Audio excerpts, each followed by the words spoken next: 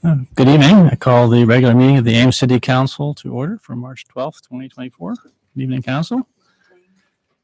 We're going to go right into consent, and staff has asked that item number 21 be pulled from consent. It will come back to council at a later date.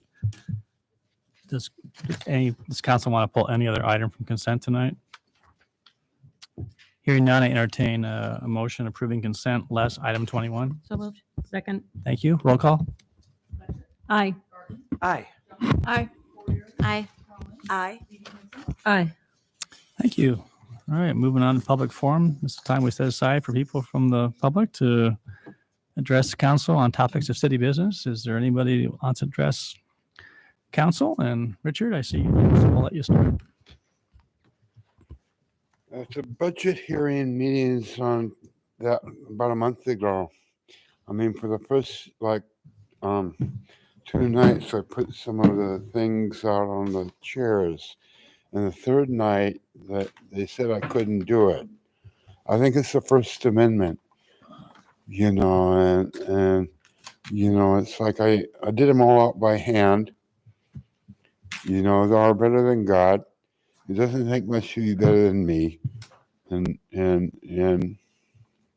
I don't know. I'm just really upset with the whole thing. Thanks, Richard. Is there anybody else that wants to address council tonight? Grant?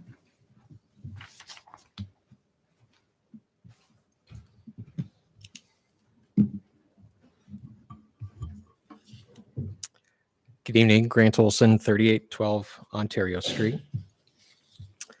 From the Ames Smart Watersheds website, we do hand out rebates for those people who install a stormwater practice to reduce runoff.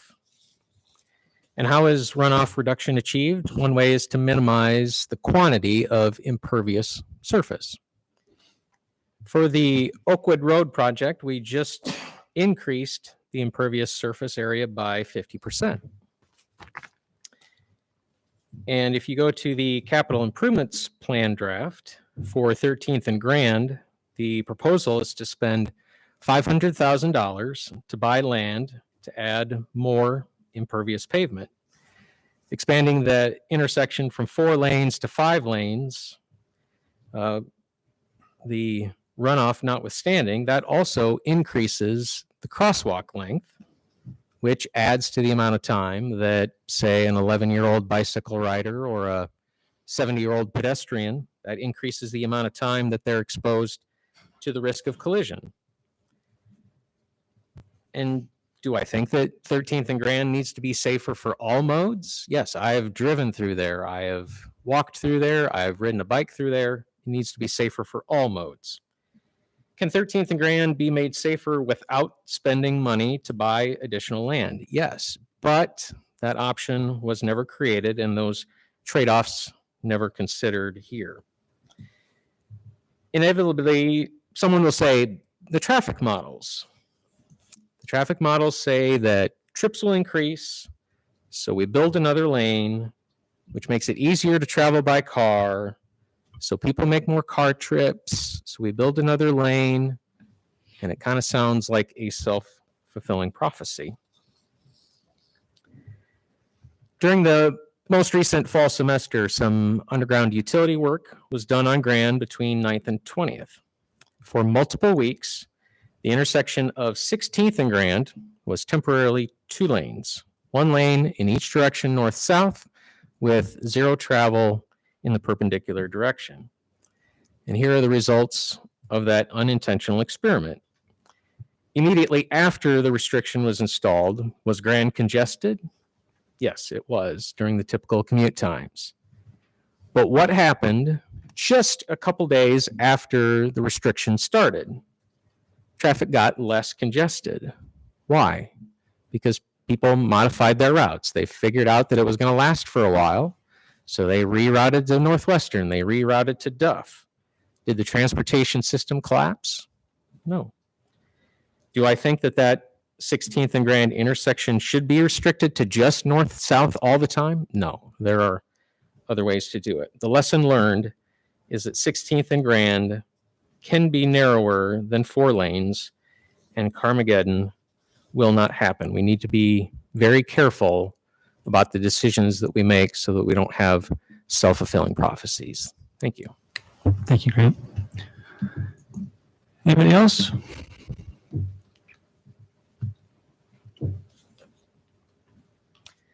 Yeah, Hi, just my- go ahead, state your name and we may start. Hi, I'm Amani Diedrichs, and I live at 614 Billy Sunday Road. I would like to present an idea that I believe would support the city's goals while also being another groundbreaking step toward environmental sustainability. The idea that I'd like to present is one that's been done successfully on an individual scale and neighborhood-wide scale, but has never been implemented by a governmental body, and I think that this is the perfect place to change that, considering our unique environmental circumstances and history of being the first in the nation to take radical steps towards sustainability. I believe that the whole city would benefit from replacing invasive grasses and health strips with native prairie plants. Just to clarify the term that I'm using, a health strip is the area of land between the sidewalk and the road in a residential area, which the city owns but is made to be kept up by the homeowner. On the website for the city of Ames, I saw it referred to as the publicly owned property right of way. I believe that the next major step we should take will be working in sections over time to replace all of the invasive health strip grass with native prairie plants.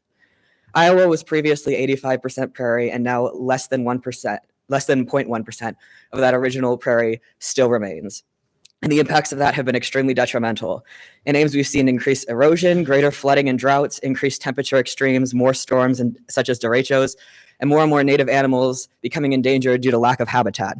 All of these problems can be lessened, if not solved, by prairies. Prairie plants have an extremely vast root system that reduces soil loss by 95%, and they're also able to absorb a lot of water, especially when compared to invasive plants. Both of these things prevent flooding. I know that the city is already looking into reintroducing prairies as a solution to flooding, as I got the opportunity to talk to a member of the city and be shown the new prairie and wetlands by the Iowa Creek 2 years ago. And that is a great step in the right direction, but there's a lot more progress that needs to be made. Prairies have proven to keep citizens and businesses safer by protecting against natural disasters and even mitigating climate change by storing carbon in dirt. I know that my family's house was specifically devastated by the 2010 floods, and that took a long time for us to recover from, especially having a single father. They are also able to prevent water pollution by catching and filtering runoff from fertilizers, pesticides, and things such as animal droppings, all of which plague Ames's waterways. Prairie strips would also align with some of the express goals of the city, such as being a songbird and pollinator-friendly city. Prairies in Iowa have been proven to have some of the greatest positive benefits on these specific species. Having this much prairie spread this far across the city would not only create more habitat and food sources for these species, but would solve a problem that very often threatens native species to Iowa, which is the remaining prairies being too far apart, so they're unable to mate properly. On top of that, this would reduce the labor and resources required by homeowners. Prairie plants are incredibly resilient, and once planted, they need very little upkeep compared to the grass we currently have. They can survive droughts without requiring the homeowners to spend money on sprinkler systems and for their water bill to go up. They don't need to be mowed, which will save time and money on gas. And they won't necessarily need to have pesticides sprayed on the lawn and their lawn treated, which will not only lessen the amount of pollution that's being put into the environment generally, but also lessen the expense on homeowners.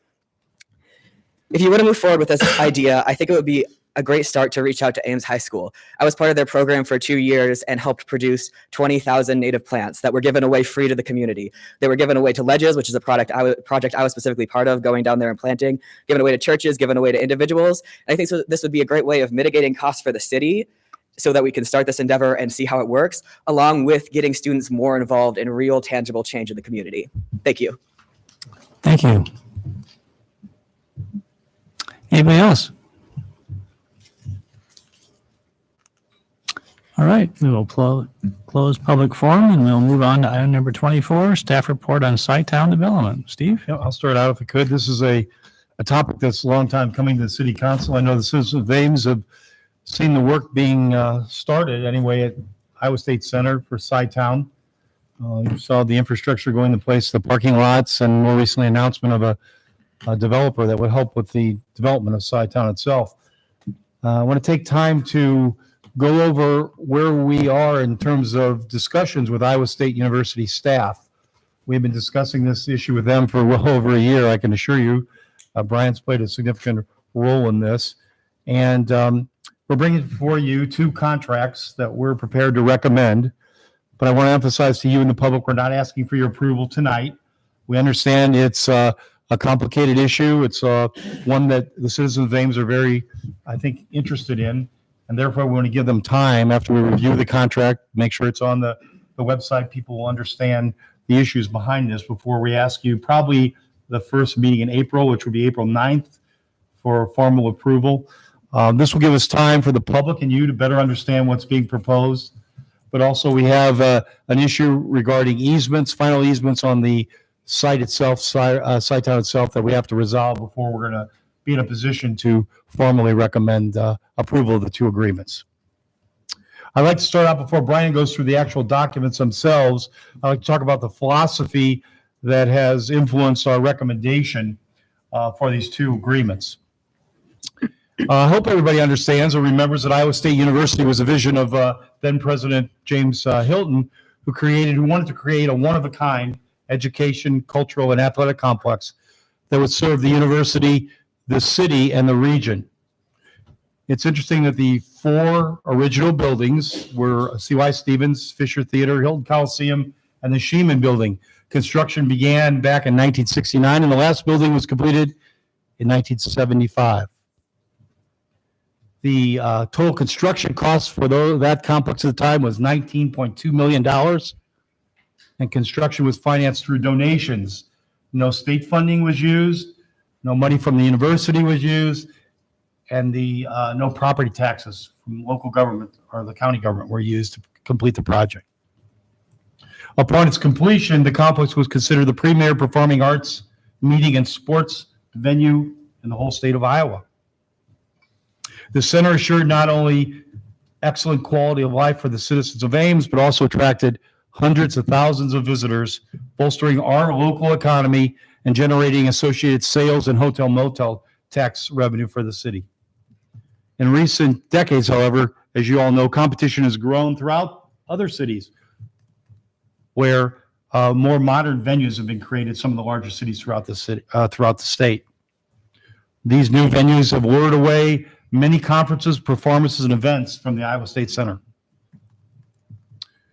So financing improvements to Iowa State Center has become a challenge.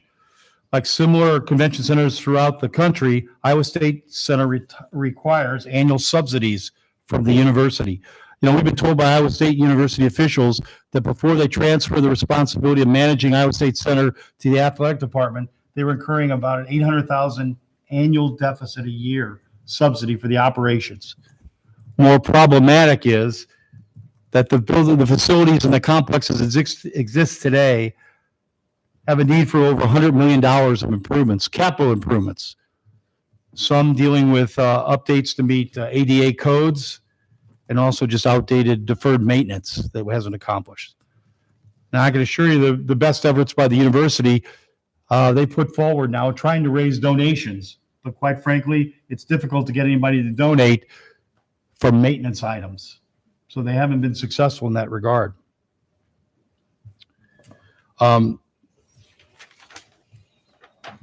So what's the connection now between Iowa State Center and the site town itself? Well, Iowa State began exploring the feasibility of a multi-arts, cultural, and community district, started back in 2019, believe it or not. They were going to use an underutilized parking lot between Jack Fry Stadium and Iowa State Center. The exploration resulted in a new concept called SciTown. That came before that, which is planned to contain a medical facility, retail and office space, an outdoor plaza, an amphitheater, as well as residential units. In preparation for the construction of these facilities, you'll notice that Iowa State has already begun installing the utilities and improving the parking areas. That began in February of 2023. I want to emphasize that although one objective of SciTown development would be the creation of this new vibrant community, there's a more important goal for this development, which sets it apart from other similar developments throughout the country. SciTown will provide an innovative strategy to finance the needed improvements for the original 4 buildings at Iowa State Center. Through the financial arrangements I'll have with the tenants, ISU will create a revenue stream that can be used to pay the debt needed to fund the improvements at Iowa State Center, thereby rejuvenating the original facilities and safeguarding an invaluable arts and cultural center for the Ames community. Now, question would be, why should the city facilitate these Iowa State Center improvements? Staff has held numerous discussions with the Iowa State staff over the past several months to explore how this development concept would work. There is agreement between the city staff now and ISU administration regarding the wisdom of taking advantage of the Sci-Town development to generate revenue to address the capital improvement needs identified for the original 4 buildings at Iowa State Center. It is staff's belief that the Iowa State Center buildings are an asset to the entire Ames community, not just Iowa State University. You have to remember that no city investment has ever been put into this facility. I think it's safe to say if you talk to people who live in Ames, almost every one of us have sometime taken advantage of that facility, whether it's high school graduations, performing arts, ongoing continuing education opportunities. We've all utilized it, but the citizens of Ames have never contributed to the structure. Now, I know you pay for participation in the events, but not into the capital improvement to maintain the buildings themselves. Now, while there's agreement to the merits of investing in the facilities, I want to emphasize that there is disagreement regarding 2 issues, and that's one's been raised by the public. The university's requirement, or what we believe is a need to pay for property taxes for the improvements, and the ability of the university to compete against the private sector.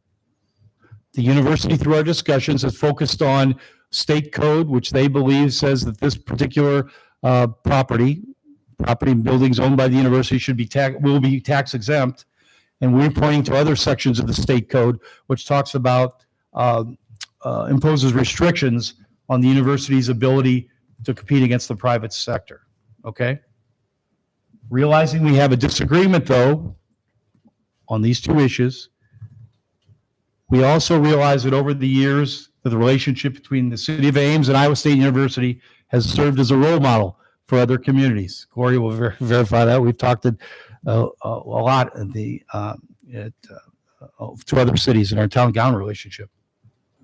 We believe a protracted dispute with respect to the issues of taxability and competition would be detrimental to the parties' relationship and could delay or altogether thwart the renovation improvement of the Iowa State Center facilities.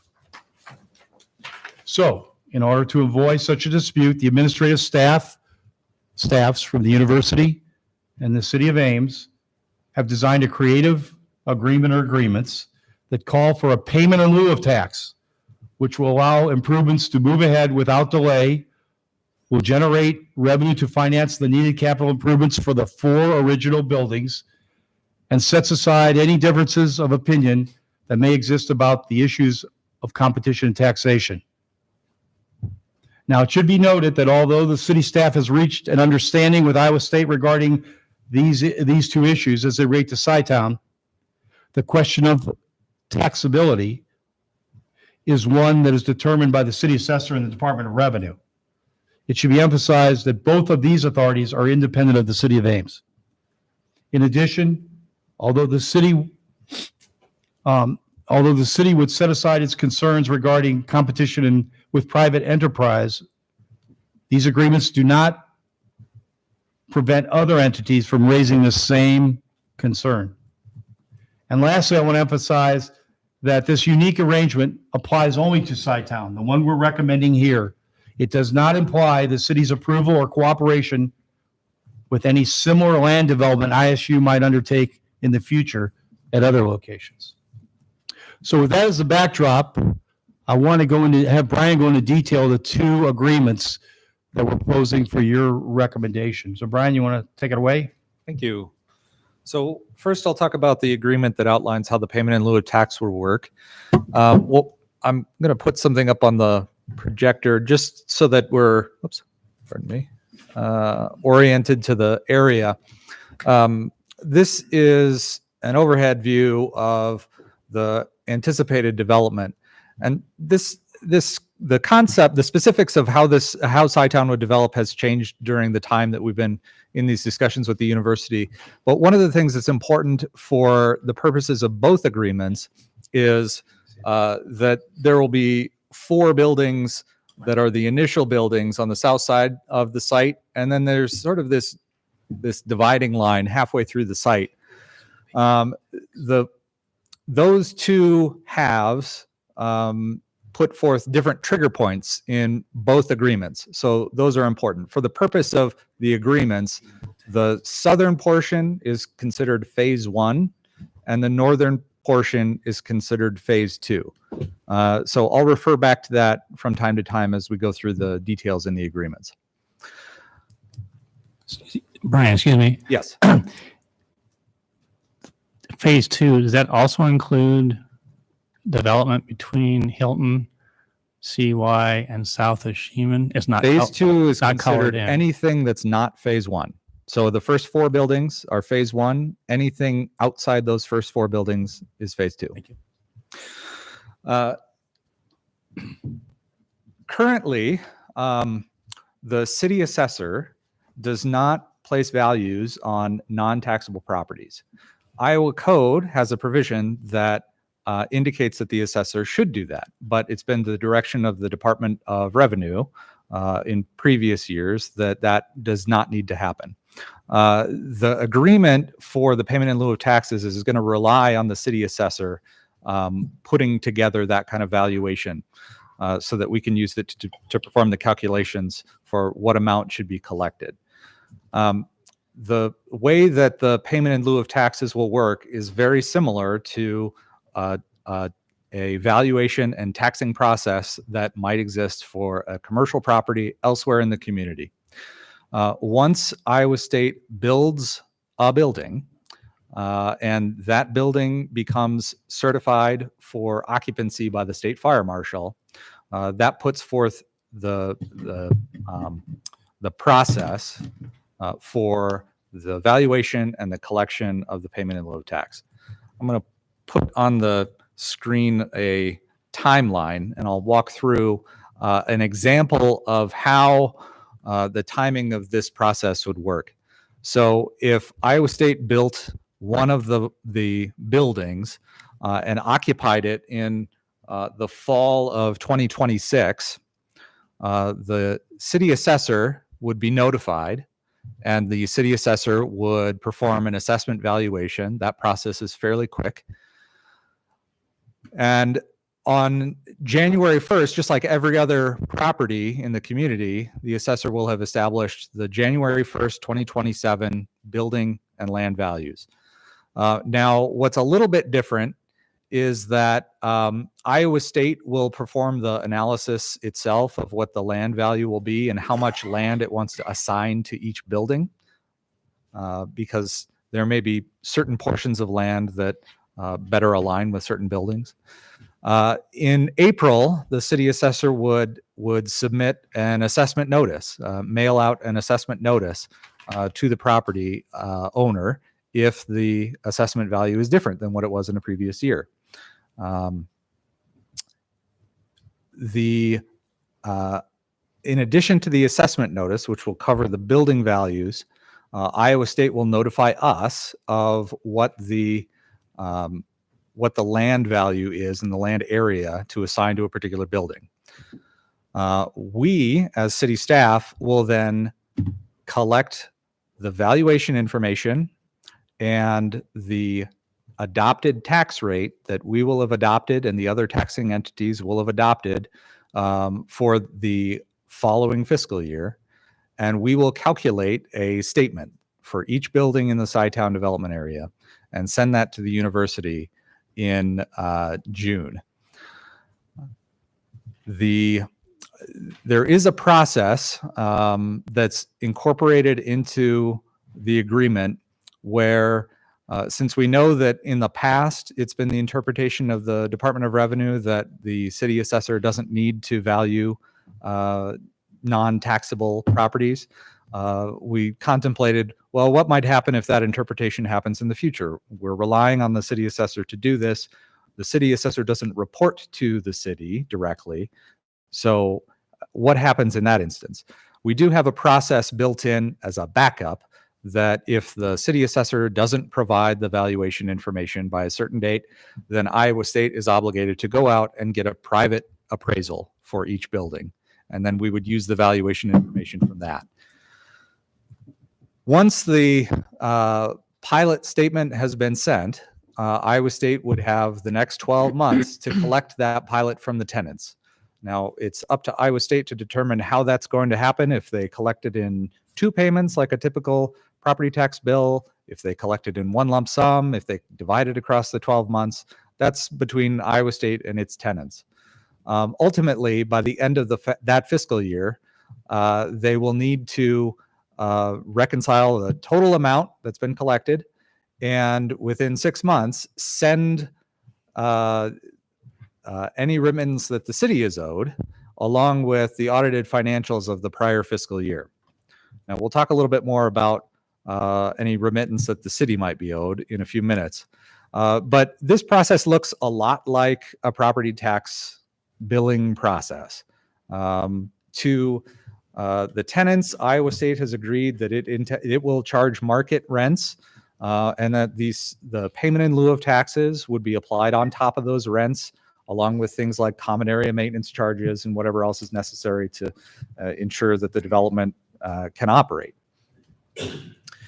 Are there any questions about that piece so far, the mechanics of that? There's a great deal of the agreement that addresses that process. Does the conference board have a role in any of this? No. So I have a question, Brandon. So Yep. assessment is mailed. Iowa State looks at this and goes, this is nuts. This is. Yeah. So what process do we build in for them to contest that if they feel like that's warranted? Sure. So it's interesting because even after speaking with the assessor, even though an assessment notice would be mailed for a property that's not taxable, the recipient of that notice is entitled to contest it just like any other taxpayer would be. So if Iowa State feels like that assessment value is inappropriate, they would have the right to have an informal appeal, to go through the board of review process, to go to appeal that to the state, appeal that to district court, just like any other property owner. And any eligible entity that could challenge that valuation would be eligible to, just like a piece of private property would be eligible to file a protest. So there's no different process just because it's the state. Normally, I Correct. sort of the 900-pound gorilla, and I just want to make sure that that process is the same. So if you were to worst case scenario this and say, because it's sometimes it's very difficult to do this. It's hard to find comps, and reasonable assessors can differ in this. So how does that change the schedule if Iowa State disputes that? Does it just push everything just back then accordingly?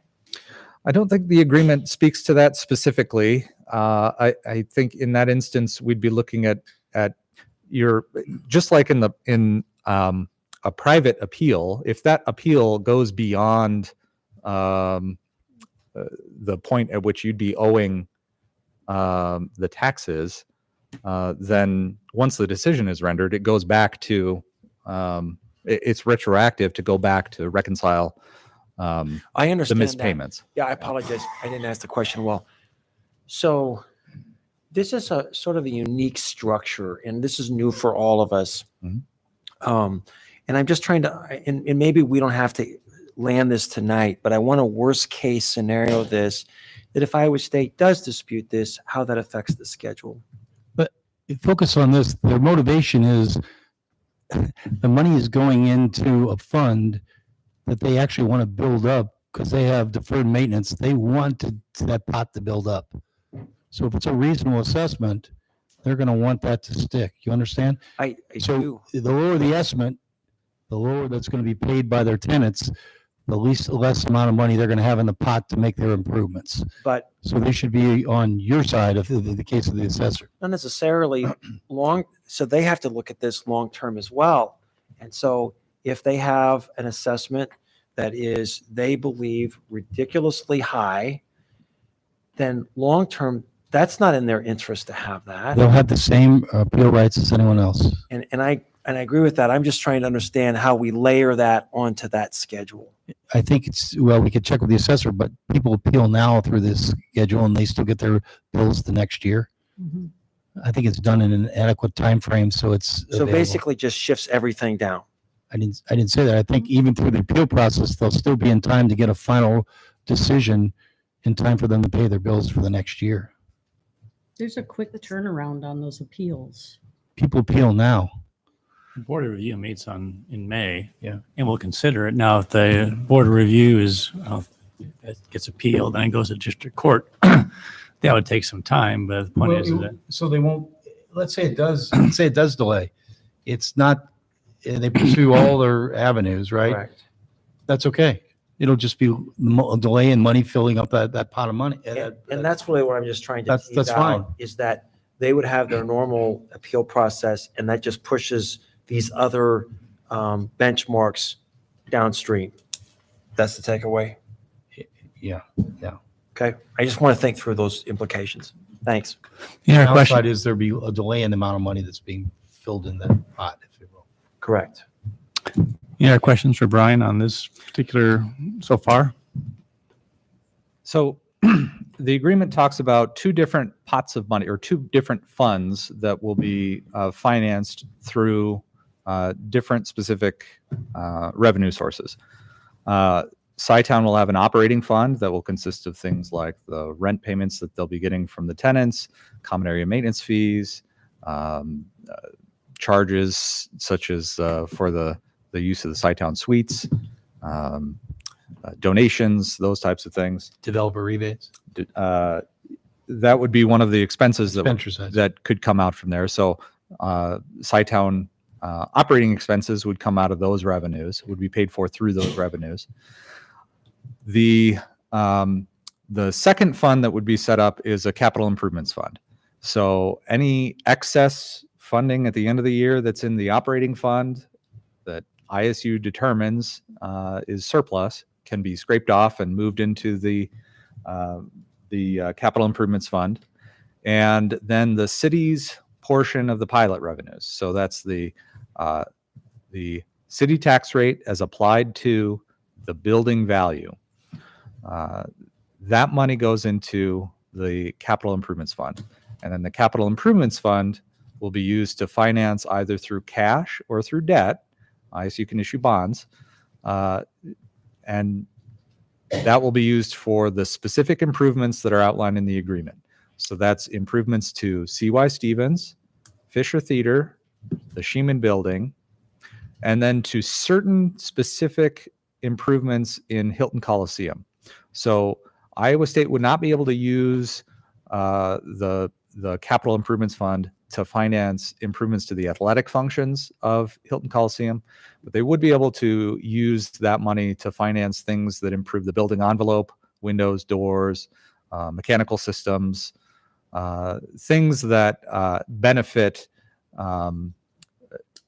all types of uses of that facility, not just the athletic uses. So for instances where that facility would be used for concerts or for other kinds of events. It would Iowa have a Games benefit. uses it for maybe an indoor, indoor meeting place.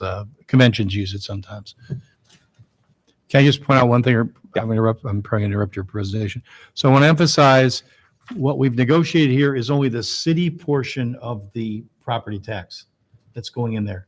We are not speaking for any other taxing entity in that case, right? It's only our portion, which is about a third. It varies, but 33% of it.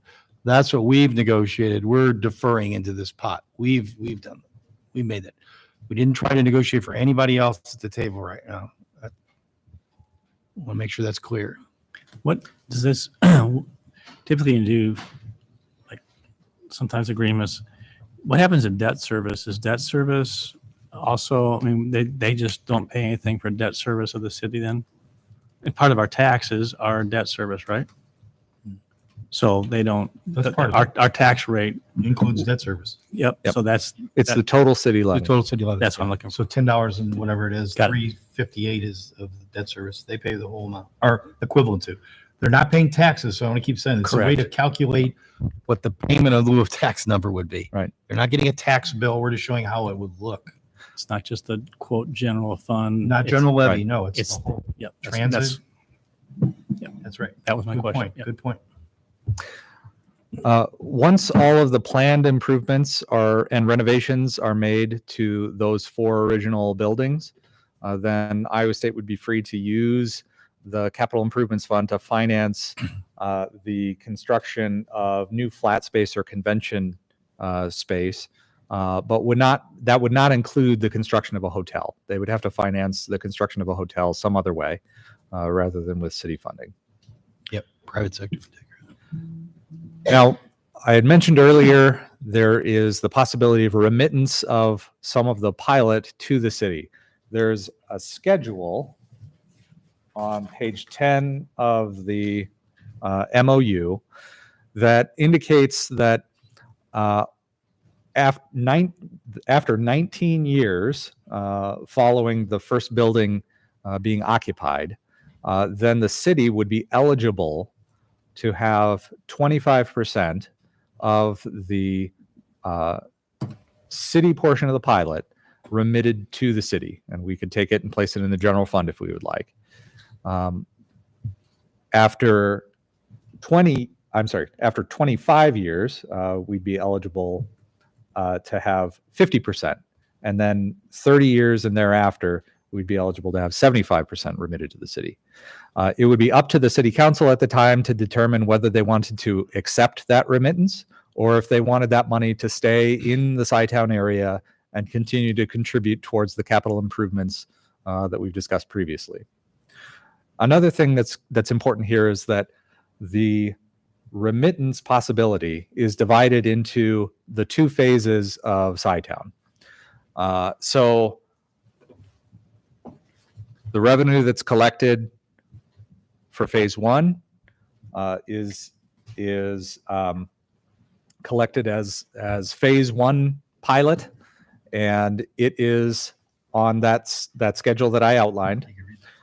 Once a phase 2 building is constructed and occupied, the phase 2 pilot follows a separate schedule. And that's important because the agreement in total lasts 35 years from the construction of the first building in phase 2.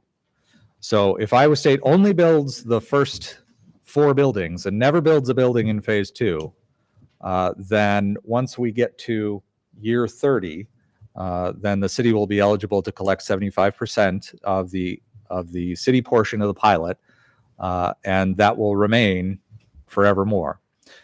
When Iowa State builds the first building in phase 2, that starts the 35-year clock that counts down the end of the agreement. For only phase 2, it doesn't pick up phase 1. Well, once 35 years after phase 2 begins, then the agreement ends Right. for both phases.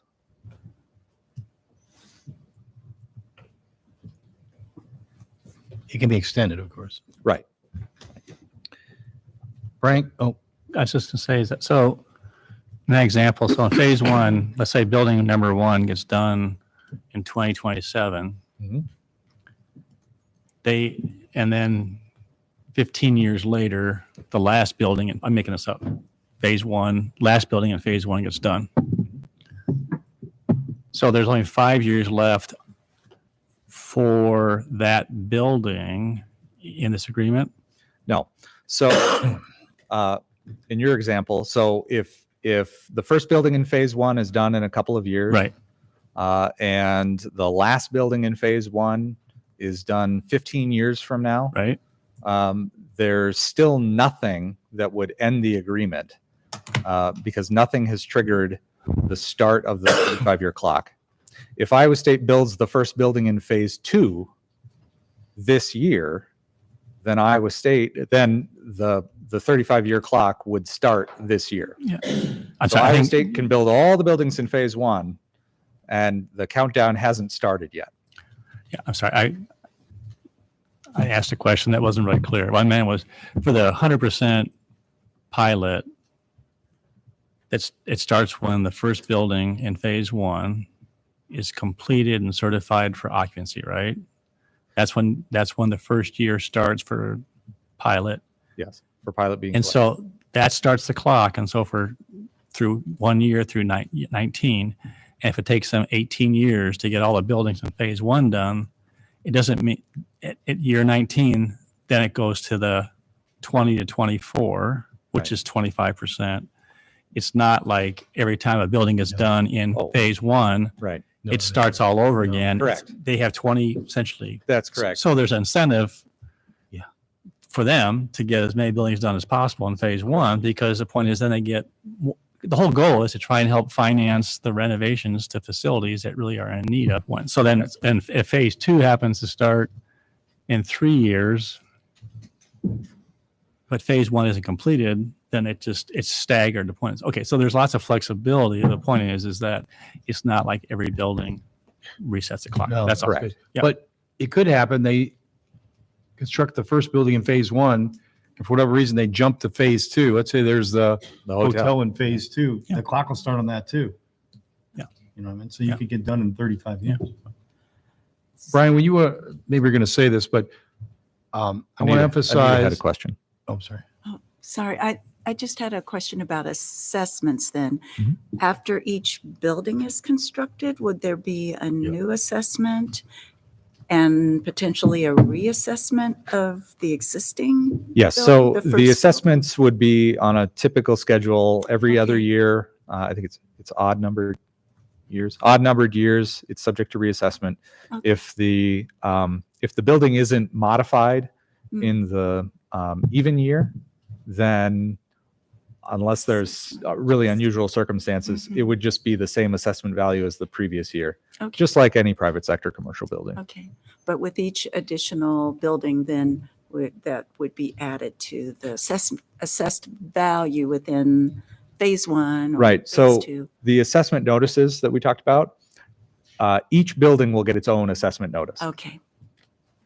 Perfect. Thank you. Yes. I have another follow-up questions.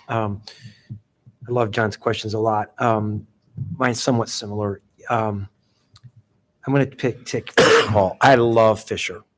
And so if Iowa State decides, you know what, Fisher, even though we've got money for maintenance, it's just not fitting in our portfolio, what we want for buildings. Is there anything here that says thou shalt have a Fisher Theater? And if they want to close that, what happens to all this? That wasn't contemplated. We did not put that in there. We didn't contemplate them tearing down. It's a good point. We don't have a prohibition about them tearing down any one of those buildings. So I had the same question, Tim. Yeah. Although I was being even more cynical and thinking everything goes but Hilton. And I'm wondering what it does to the way the monies are used. If, let's just say that Sheeman and Fisher and, well, CY are all demolished because they reach some sort of tipping point that doesn't cash flow well in this model. And we get through the whatever renovations are necessary on Hilton that are of the limited sort, then I assume that means that the money can then be used for construction of new flat space, et cetera, because we've eliminated the other bullet points in The way that. it's written now, and then That's- you may not like that, but that's the way it's written now. Now we could, It makes me nervous All right. and I don't know. And I don't know what the right answer is. Maybe it makes sense to say, as much as I love Fisher, to say it's no longer a viable building. So I just want to make sure the document contemplates that and maybe creates a mechanism. Mark can help us think through a mechanism where the players come back together and think through those things. But I think not to anticipate the possibility of that, I think it creates some vulnerabilities. Well, what, we could go back and I'd rather not have the wording done. We could explore it with the university. We have Right. time. The question is, what do you hope to accomplish? You want to prohibit that from tearing it down? I don't know. I mean, I don't want to Well- negotiate from the day. Well, it's not negotiate. What do you want? Do you want them to prove to you that it's not viable anymore? I don't know how we do that. Well, I mean, we have to think through in the spirit, how does that situation fit within the spirit of what we're trying to accomplish? And I'd have to give that some thought, but if my point is only if we take Fisher out as an example, Right. what does that do for the overall obligations under the contract? That's what I'm asking. Well, those monies would still be set aside if there was outstanding needs at the other three buildings. It would continue, but it would only be available for the three buildings. But you'd lose Fisher. So is your intent to try to But to make sure Gloria's, that they don't tear down any of the buildings? to Gloria's point, what if it was everything but Hilton? Mhm. And what if they got what done they could at Hilton done? Where does that money go then? Yeah.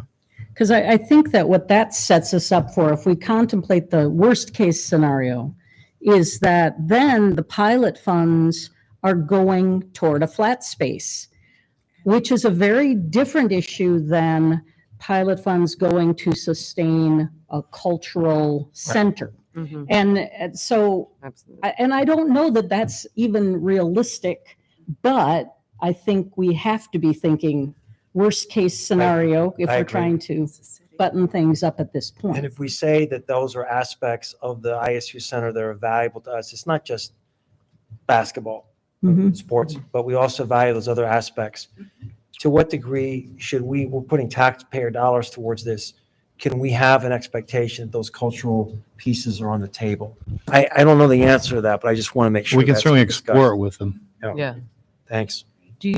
Is that the sort of direction you would want tonight to? Yeah, some motion that we explore that. You're concerned about them maybe tearing down or demolishing any or all the facilities and how we could deal with that.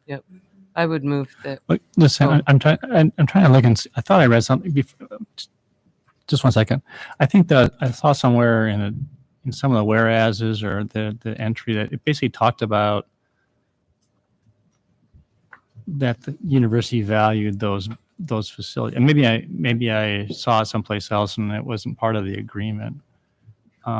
Because maybe they do place a high value on that. And if it's already in the agreement, let me see here, construction. I don't know that they don't place a high value on them, but I do know that at least in one scenario, about 10 years ago, when we were looking at the flat space issue, Fisher was going away and it was being replaced by a hotel.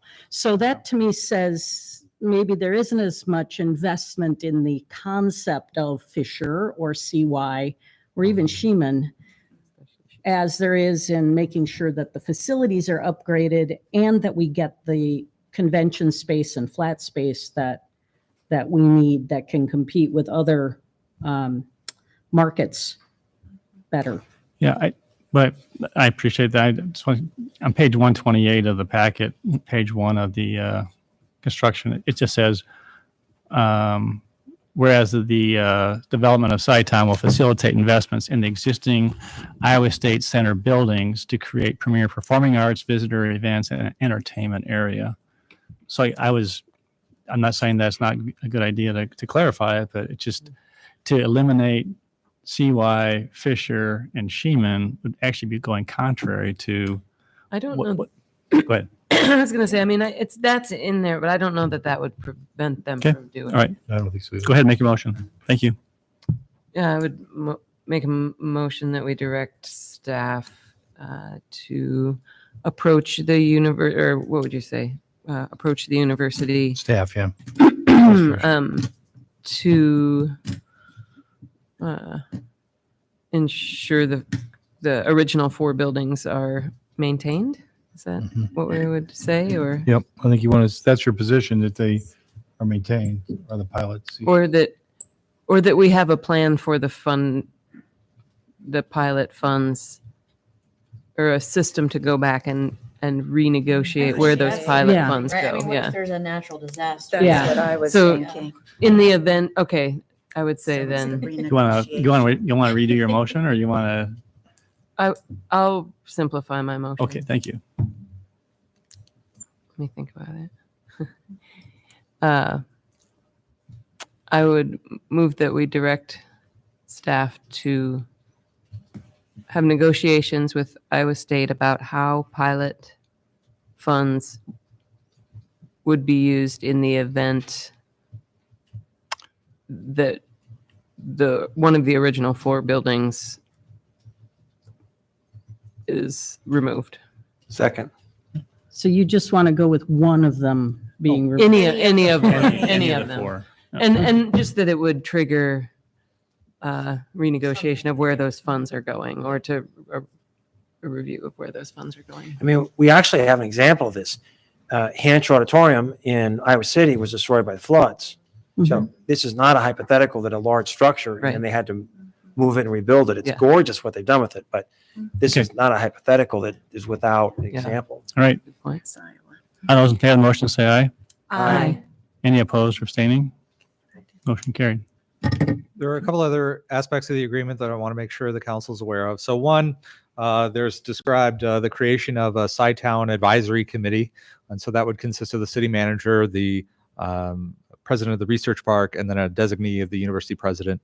And that committee would evaluate the finances of Sci-Town on an annual basis and make recommendations as to the improvements that should be made.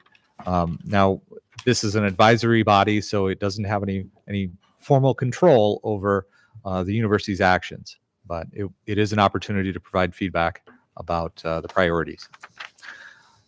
And then in addition, the agreement, as Steve mentioned, there's certainly the possibility that other taxing entities might have similar agreements with Iowa State that determine where and how pilot collected on their behalf might work. We have a provision in this agreement that indicates that if any of those other taxing entities get a better deal, so to speak, so a longer term or a different calculation for how pilot is determined, things of that nature, that the city would have the opportunity to match that term. Brian, is there a particular reason with regard to the advisory committee that we haven't said the city manager's designee, in case the city manager doesn't want to be doing that and we want to have assistant city manager doing it? I mean, I don't want to lock Steve out from being on that committee, but it seems like there's more flexibility there if it's the city manager's designee than city manager. We could ask them to Or change it. designate. I'm sure they wouldn't object to me appointing a replacement for me. Yeah. I'm killing a coma or something. I might have. Brian, our pal, did it for me. We can add that. So it's city want to. manager of the city of Ames and or their designee. Is that what you're saying? Yeah. Gives them the option. Okay. Is that a motion? Oh, yes, I would move that we make that change. Is there a Second. Second. All right. Those in favor say aye. Aye. Aye. Any opposed? Motion carried. Okay. What else you got, Brian? That's all I have regarding the Well, can I just, I didn't hear the last thing you went over with them, so I want to just point out a few more things. On page 10 of 17, you look under the phase 1 pilot review, the first paragraph, the first I. Did you mention that yet, Brian? What happens? I did not. Okay, this is important. So remember, we have the remainder pilot money. Remember the remainder pilot money? Mhm. So in the event the ISU transfer expends any of the remainder pilot revenues for a university or government purpose other than specified in the paragraph, then actually that gives us the right, it is our option, to collect back from the MOU pot an amount equal to that. So that holds their hands to the fire saying that money we want the money that doesn't even come to us, the remainder of pilot, to still be expended within the Sci-Town area. But they have an opportunity, if they want to, they could transfer that out to some other place. They can build a chemistry building with it. But if they move out 500,000 from that MOU pot, we have the option to take that money back for our property tax and put in our general fund. Okay. Does that make sense to you? There's another paragraph in there that says I want to keep emphasizing, we are not here negotiating for any other taxing entity. If in the event that other tax entities go to the table and negotiate something, if for some reason they got a better deal than we have here, a higher percentage they're giving to us, as far as, the 25%, sooner, a longer duration of the contract, then we have the option to have the same terms. And finally, it lays out here, remember, you can't decide whether it's taxable or not. This assumes that it's not going to be taxable. But if the proper authority, either the courts or the Department of Revenue or whatever, decides that these properties are taxable, this obligation will end, because obviously they're not going to have to make a payment in lieu of tax plus pay taxes on the property. Okay, that's one reason to terminate the agreement. Everybody understand that? Mhm. I think we went over most of the highlights. Kind of, it's very complex. So if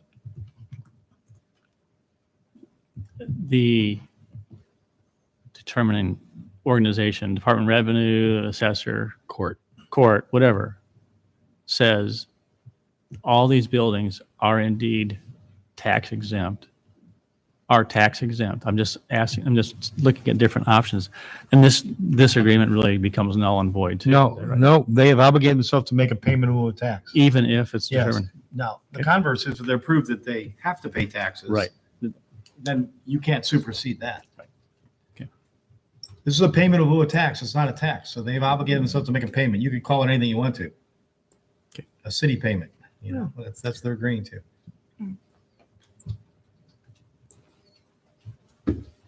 But again, you are contributing because we're trying to plow the money back into a fund to help restore the glory of those 4 original buildings. That's how we're helping. Hey, a few other sort of big picture questions. So, Brian, in your research, are there similar types of agreements among cities and regional universities, for example, University of Iowa or other Cedar Falls, that are helpful for us to know about how they've, developed any kind of best practices? Well, I'm sure there are agreements with other communities and the other universities about how taxes work. I can tell you there's no agreement quite like this one. And that's what I'm specifically looking for. So we were talking in a prior meeting. The closest one I'm familiar with is Coralville, and one of the Coralville developments, the University of Iowa's medical school. I don't know if they purchased land or built a building there, but they're making a payment in lieu of tax to the city of Coralville. And so was that agreement helpful in our work with this? Not at all. They're all helpful, but this is unique. This is very unique. This is completely original with respect to That's why it takes the so long. purpose of the money, the manner in which it's going to all be calculated, the uses that are allowed and not allowed for the money. This is completely novel. The reason this works is because both staffs agree on the ultimate goal of this arrangement, and that's to generate funds to improve the original 4 buildings. We'd have a problem if we wanted to use the money to build a fire station and they wanted to build a chemistry laboratory. Right.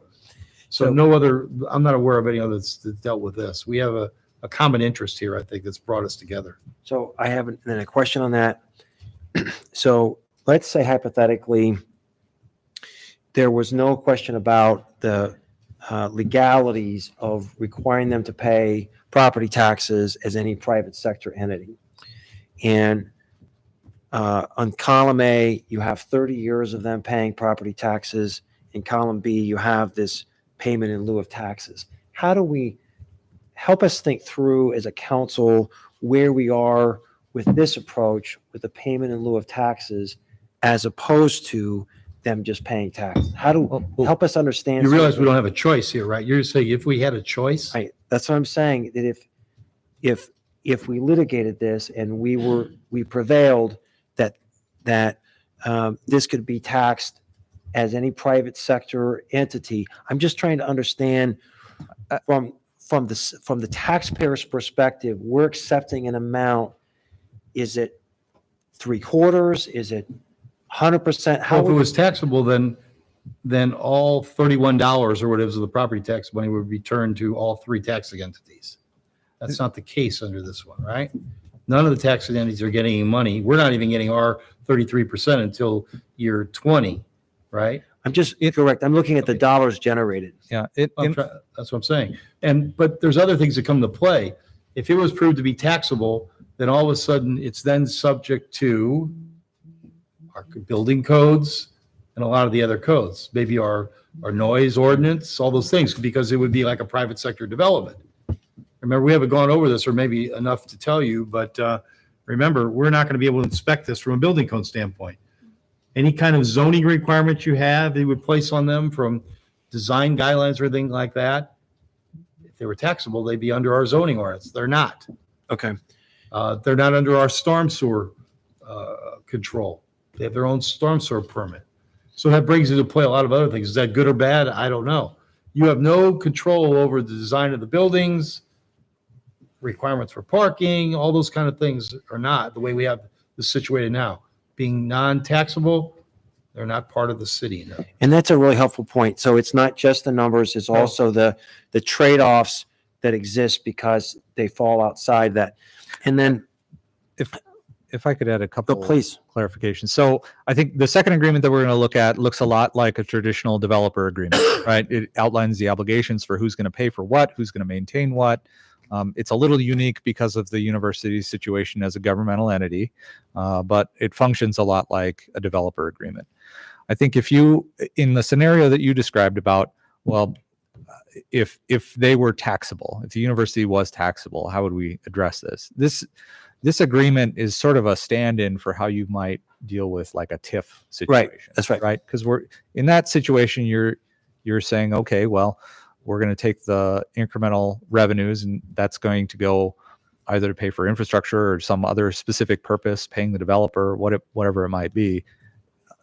How this works is pretty similar, I think, in philosophy. You're dedicating hadn't that money thought of it to that a way, and specific that's very purpose. helpful. And that's an excellent point, because you might ask, why did we come up with that 20 years? We patterned after a TIF. If this would have been taxable, I would have been standing before you and say we should give it a 20-year TIF. If you believe that we need to help restore the buildings there. And if we would have done that, quite frankly, that would have captured the county, the school, and the city too. Our action would have captured those taxes. And So it really does have a detrimental effect. We would, if it was taxable, would have resulted in the same outcome, I think. and it's one minor If you question. went with our recommendation. And this may be his question to Mark as much as anyone. The agreement does not have an alternative dispute resolution provision. And so if there was a dispute, we couldn't resolve the negotiations, it would result in a district court action. Yes. I would like for us to consider an alternative dispute resolution provision just because of the relationship and the uniqueness of this transaction. I'm not speaking disrespectfully to our district courts, but to have even a mandatory negotiation, I'm not suggesting that we put an arbitration provision in, but I think it speaks about the relationship, the special town-gown relationship we have with the university. Can I offer something No, on this? this is great. I don't want to argue with the council person, but we've engaged in these negotiations over a long period of time. The more you add on to this right now, we have an agreement right now. I think we're going to have a problem. We keep adding things on right now. If it was a problem with on their end, they would have raised that, I believe. Well, that's our role to kick the tires on this. I'm not backing off from, this is part of our due diligence as a council. We have a lot of agreements with them. We have a number of agreements with them. We will have to go to court on all those things. We have 50 agreements with them, and they don't have a conflict resolution through arbitration or mediation. That's the way our relationship are. We have a mature relationship. We work things out. It doesn't take that kind of outside party. There is a provision in the advisory committee section that indicates that group exists also to address resolve any disagreements that might occur after the agreement's been entered into. So there is a process for that group to discuss those disagreements, and I- if they can, come to some sort of voluntary I resolution. don't mind you kicking the tire. I understand that. I just want, we should go back with the ones that are most important to the majority of council members and not try to add, because I'm fearful we're going to have from the other side, the Board of Regents want to make a lot of changes too, and we're back in negotiations again. So I don't want Well, to, this- if it's this, important you to change, I understand that, This but proposal isn't changing the balance of powers. It's trying to address if there was a conflict, how you want that conflict to be resolved. Most complex contracts now are going to have an alternative dispute resolution provision. I'm not creating something out of whole cloth here. Tim, if there isn't one in there, what would be the default position? What would happen? I mean, as in your role, what would happen? Just go right to court They then? would or- go to district court. And again, I want to speak respectfully. Complex matters like this is not what they deal with every day like this. And so if we had another approach where we had people that were more skilled at looking at these kinds of agreements, I think that would be favorable to both sides. So this, and a negotiation provision doesn't favor one side or the other. I think you're more likely to get a good outcome for both. That's my only thought. Well, given the unique nature of this agreement that Brian and Steve had talked about, it might be difficult to find an expert that can navigate through those, waters when a dispute occurs. But anyway, it's just, and we've all been aware how long they've worked on this agreement, and if I'm going to defer obviously to council, but it just seems that would be, we don't want to jeopardize trying to get this thing moved forward. But I didn't suggest making it a hill to die on, but as a topic to explore. And maybe we'll just throw this out because I don't want to belabor the conversation. I would move that we ask staff to at least explore the merits of an alternative dispute resolution provision, and just leave it at that.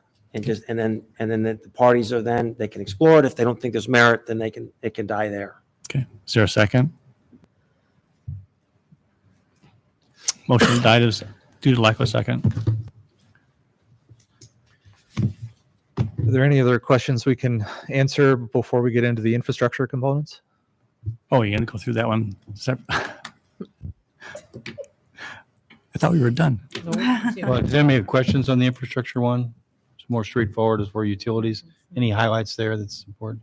I think my main concern was thinking about the neighborhoods around Sci-Town, and we've got a number of traffic items included. And I just want to be sure that it's understood that we will be engaging with the neighborhoods. And Steve, you and Brian both assured me that since we're doing the traffic projects, that engagement will occur. Well, just a clarification. So the big one that we would be Oh. doing is just the traffic It's- calming west of Beach Avenue. And not the light at Beach and So Trace? there are two intersections that would involve traffic signal installations.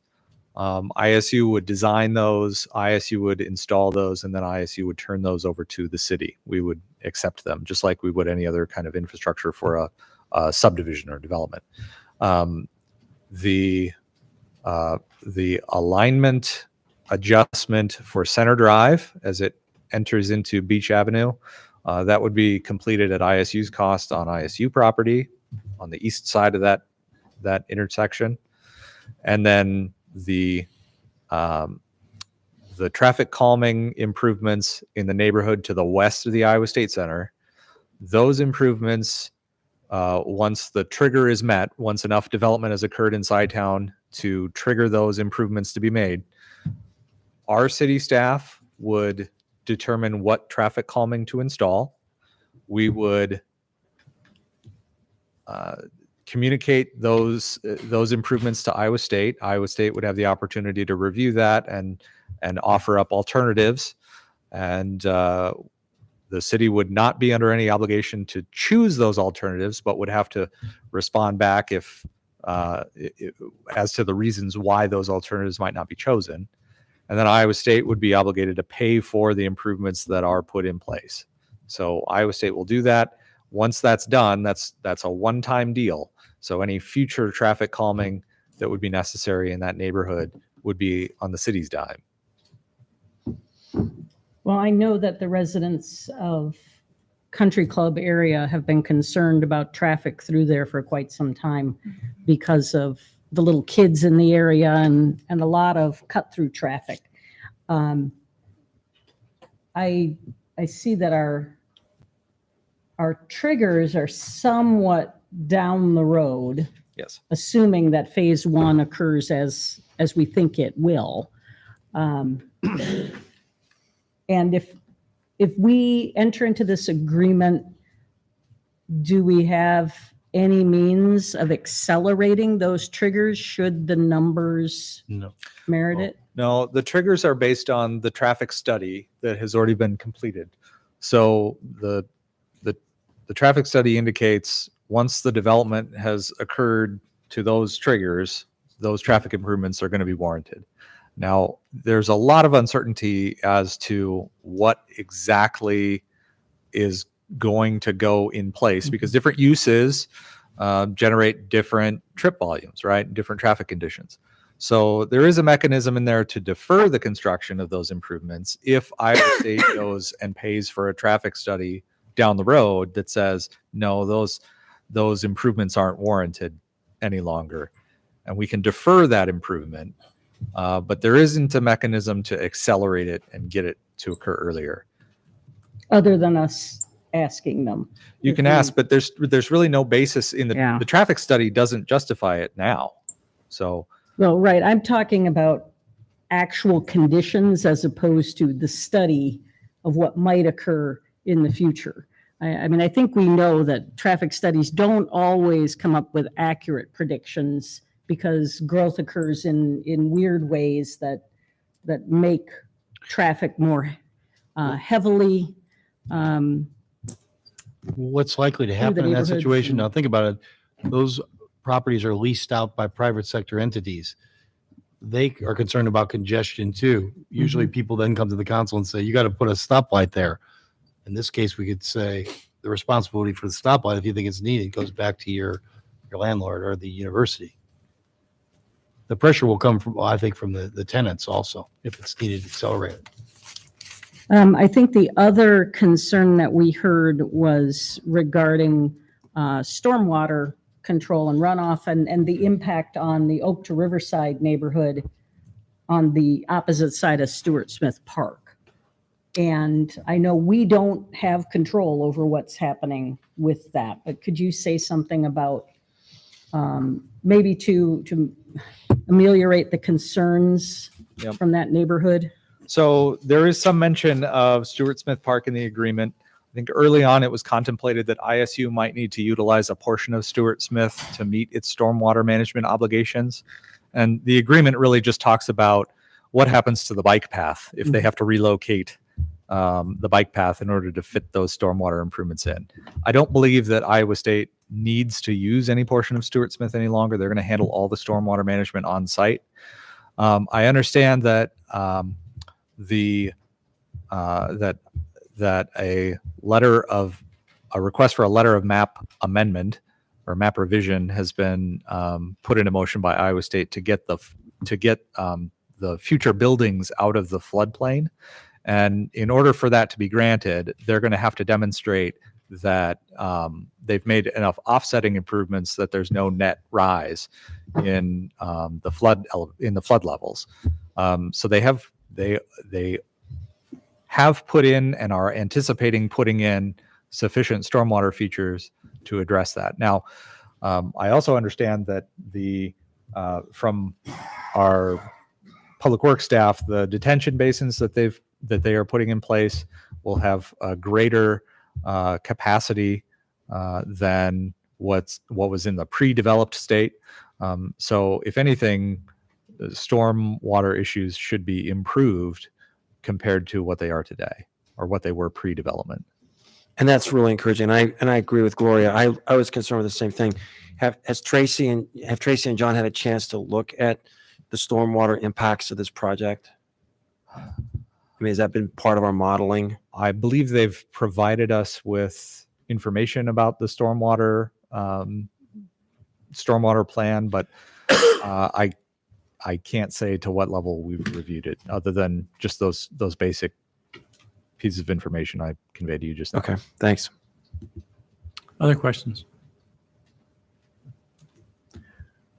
The staff report referred to there's still one more easement that you're working on. Yes. Will those be, what's the status of those? And, will that be brought before council before any kind of decisions made on either agreement? No, we'll bring it at the same time, hopefully when the 9th, if it's to our satisfaction. We'll bring it and make an amendment to we'll add on or make an amendment to this contract. We're just seeking to take a format that we've used before at other agreements. There might be a misunderstanding there. I think we'll be able to resolve it. Any other questions? Anything else you want to cover, Brian, Steve? No, I appreciate your patience on this. Took a long time to negotiate. Brian deserves a lot of credit for this. And also I want to thank Rick Sanders and Mike Norton, who worked very hard too. So it's tough to come together on these kind of issues. Each side is trying to protect the best interests of their own constituents, and we try to do that. But I think we realize this is the best interest of the university and the city and the community. And it keeps with your value. We want to get back to your value of creating a fun, vibrant city in which we can retain and attract people. Iowa State Center has done that in the past. We want to make sure it continues to do that. And residents are going to be able to have input on these agreements probably at the April 9th meeting. Is that the likely timing? Correct. Yep, it'll be on the agenda unless easements aren't resolved or Right. finished, then the point is they could still offer comment during public forum. Mhm. But yes, it'll definitely be, public input will be, invited. So, and at the risk of repeating this for the third or fourth time, I just want to point out on page 123, it says it's important, this is quoting, it's important to emphasize this agreement only pertains to the city.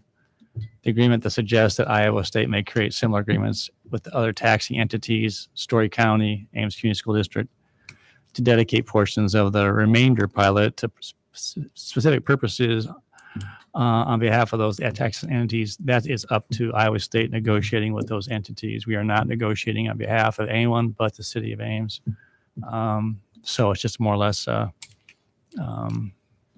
just want to make that clear to the public as well as to those entities that we're not trying to, we are not paying them to anything else. All right, very good. Thanks, Brian. Thank you. Move on to item 25, City Council values, goals, and tasks, January 1st of this year to December 31st of 2025. So we met in early January. You discussed a lot of issues related to values, goals, and tasks.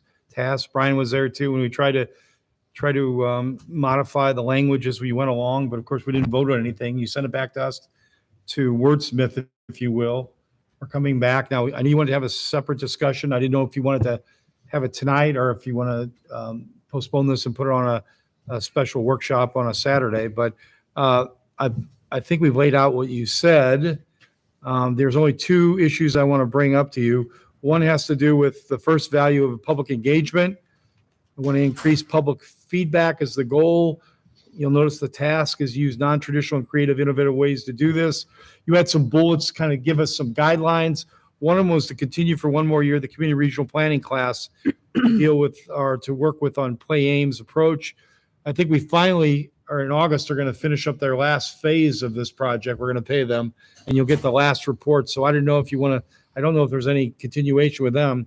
I offered another bullet there that you can modify too, that the staff come up with at least one new technique for obtaining public feedback with a special emphasis on engaging our underrepresented residents. We'll have to come back with at least one or two and see if you agree with that to accomplish that task, if you will, rather than continue to work with the community regional planning. I don't know if Gloria, if you've had any more feedback about another phase. I have not.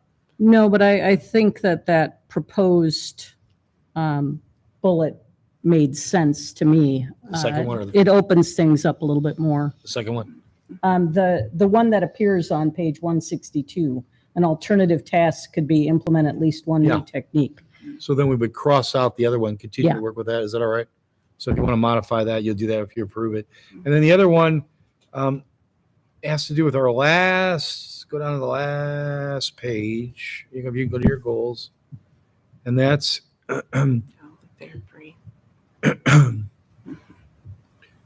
you value environmental sustainability. The goal is E3, increase the use of public transit and active transportation. Now, there was a lot of discussion on this, and we looked at Brian's notes. The E3 T1 was kind of what we typed out, but then when I listened to the discussion more, there was a different emphasis in E3 2.1. I don't know if you could see the difference between them. One was to do a little more study, a little more bringing back to the council cost benefit analysis, things like that. E3 T1 says we're going to go ahead and start pursuing a phased-in fare free, starting off with low and moderate income residents. So it's kind of skipping and just starting the pursuit of it. I do want to note to the council that the decision to go fare free is really ultimately in the hands of the Ames Transit Board, not the city council. So when we pursue it, we can certainly urge them to do either one of these two things. But I wasn't sure where the majority of council settled in on this. Do you understand the different level here? There's some semantics here between the first one and the second one. In my thinking, and I'm curious to hear what everyone else thinks too, because I have my own opinion on fare free. I'm a fan. Right. And so I think my thinking on this is that we've studied it. It's just whether or not we want to pursue it. I think, we can study things for eons, and it sometimes holds up some beneficial changes. I think I'm ready to go ahead and do it. I see it as a benefit, but I'm curious what you all think in terms of if you understand it to be a benefit or if you'd need more information to prove that to you. I think honestly that this would be a good thing to do, but my concern is whether or not we have the revenue stream that's necessary to allow this. And so, maybe the compromise position would be to say, encourage the transit board to approve fare free as long as it is financially viable for for SIRIDE to manage that. Well, I think that's a kind of a complicated question. The fare box revenue is not that much. So in terms of lost fare box revenue, it's only a couple $100,000, which in SIRIDE's budget is nothing. Less than that, it's about 125,000. Yeah, not even 200,000. It's the expense. I think the cost would be a potential future need for increased services. So once we do go fare free, then you'd have people saying, "Oh, but we'd like a route here and now." I think that's why we would do a phased approach, right? Is so that you could start gradually. And I like the thought of the low to moderate income being fare free first. Currently, they do have a discount. You can do half price tickets for low and moderate income, but honestly, the process is really, really cumbersome. And so part of me thinks that no one's taking it. No, very, very few people are probably currently taking advantage of even that benefit. But I think that's why we would phase it, right? Is to lessen the all at once impact of that. And with an understanding that we're going to try it with our current route structure and not be adding things right away. So like if we do try it, we hold tight with the routes we've got and tell people, well, we're trying it with our current routes right now. We're not adding others at the moment. So I think that has to be something we would set out as an expectation too, is if we do pursue fare free, that we won't for some time anyway entertain a bunch of additional service, because that's where the cost would increase. Yeah, I agree with that perspective. And I think a phased approach is a way to study it, is by putting it to the test and seeing what the residents want and how it's working initially. So I'm supportive of that approach. So I'm sorry, just one clarification. There's two E3 T1s. Are you saying you're advocating for the second one versus the first one? Yep. Thank you. Tim, how about you? What thoughts do you have? So I am in agreement with a lot of what Brahman is saying. I would like to move towards a fare-free But I'm not familiar with whether we have any recent studies that allow us to understand where we are in a cost benefit. And I like the idea so much, I'd like to see it go without even a means test. And this goes to the issue of our environmental goals. So if you want to get cars off the road, then get cars off the road. And you do that with public transportation. So there are situations where I'm all about means testing, but that car doesn't know whether it's driven by someone in a high income or a low income. It's just a car. And I'm wanting to take cars off the road if we're going to reach our climate goals. But I would like to have, and it can be a short term, we ask for a cost benefit analysis to come back within 6 months or a year. I don't know how long this takes, but I'm prepared to go fare free and make it across the board. That would be my position. But I'd like to see the numbers, just because I don't. To Gloria's point, I don't think we have current numbers. Amber? So I agree with Tim. I actually don't think we should do a phase-in approach. I think we should just go all or nothing. I do want data, and I think that I get a little bit worried about the phase-in approach or doing a pilot, because I think you need to do it for a longer period of time to be able to get good quality data, and it's going to take time for some people to get to a point where they're comfortable using public transportation, where they kind of figure out how to make it work for them or their family. And so I don't think you can collect really good data on how the system is going to be used if you're just doing a phased-in approach or a short-term pilot project. Nita? I'm in agreement. I do think that limiting it to low and moderate income actually probably makes it more cumbersome in terms of a process. And so to make it fare free and then to see what that does to the existing routes would be a good way to go. And for an extended enough period of time that we can see, because of course people have to realize this is available and then start to see what works for them. And so figuring out what that timeline is perhaps something that could be determined by those individuals at SciRide that are looking at this issue, but I'd like to see it being fare free for all. So both A and B there imply a phased-in approach. So does someone have a suggestion on how we would word something different? I just yet? want to quick ask a question. That is, one of the things that I've heard previously is concern from SciRide staff is the expectation that once fare free is provided, there should be additional routes added. And how is that going to be managed from a public relations standpoint? And is council prepared to provide additional funding through our, through the general, fund, the transit, portion of our levy?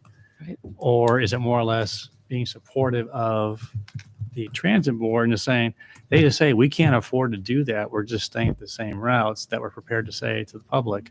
We know it's fare free, but there's transit board is running it and they just cannot afford to add more routes. Last time when I was on the board, I think to add one route, it was like $135,000 to $185,000 per route. And so that ends up being pretty expensive. I'm thinking of the tension and the public expectation and how do we help support what transit board is doing, because ultimately it falls to them essentially to make the decision. No, and absolutely. But I do think that's what I mentioned about how we would want to be clear that if we do this, we'll still take people's suggestions, but we're not going to act on creating any new routes for a period of time until we know how this is going to impact us. So, you know, just to say that when we do it, to say, look, we're going fare free, but you know, we're going to try to communicate at the same time that we're not going to be adding a bunch of routes. We got to see how this is going to work out first. And then over time, 2 years down the road, which goes by pretty quickly, actually, you know, then we'd have some data and then we could look at that maybe. One data point for the public to be aware of. When I served on transit board, we had an outside expert. This was like the expert on transit systems in the United States. John, you were chairing it before you were mayor. And SciRide got very, very high marks. This consultant said, we really don't know what to do. We can make little tweaks, but by and large, you have an extremely efficient system. I think it's good for the public to hear. We have a truly top-notch bus system that it's the envy of the country. So I would be reluctant to want to make any major changes. But I think the question I've been intrigued with the amount of consensus that we have over this. But I guess a question I would pose to tease out how close we are we ready to pull the trigger on moving forward with this now? Or would we want transit to come back to us with what the material talked about here? Transit has the final word, though. Yeah, we Mhm. Doesn't make come that back to decision. us. We can't. It would just seem that any motions made should say, they would Yeah. encourage the transit Yeah. board to pursue Right. fare free. Yeah. I mean, Totally agree. Well, I in fairness, I think these are different. And we talk about being a data-driven city. I would like to see the data on the cost-benefit analysis before I would pull the trigger. So I am where you are. In fact, I may have seen you and raised you one that I'm ready to go even broader than a low to moderate income. But I would just like to understand the numbers before we pull the trigger on that. That's Can we share that old the other study? Yeah, The I other mean, study, I forgot what the dollar amount was, an increase on the existing 300,000, was that right? we did do it. I mean, yeah, there was a sort of a We could share that study as feasibility the study. first. But that, I think the kind of cost benefit analysis you're looking for would be a separate type of thing because there's benefits that are more tangible and less tangible. So you'd have, oh gosh, you know, a decrease in miles driven by automobiles, and then the impact on, you know, the greenhouse gases, you know, those types of things. I don't know that we went into that when we studied. It was more like the cost to SciRide. so quick question. Council could get the data, but if the council's not making a decision, why is the data important?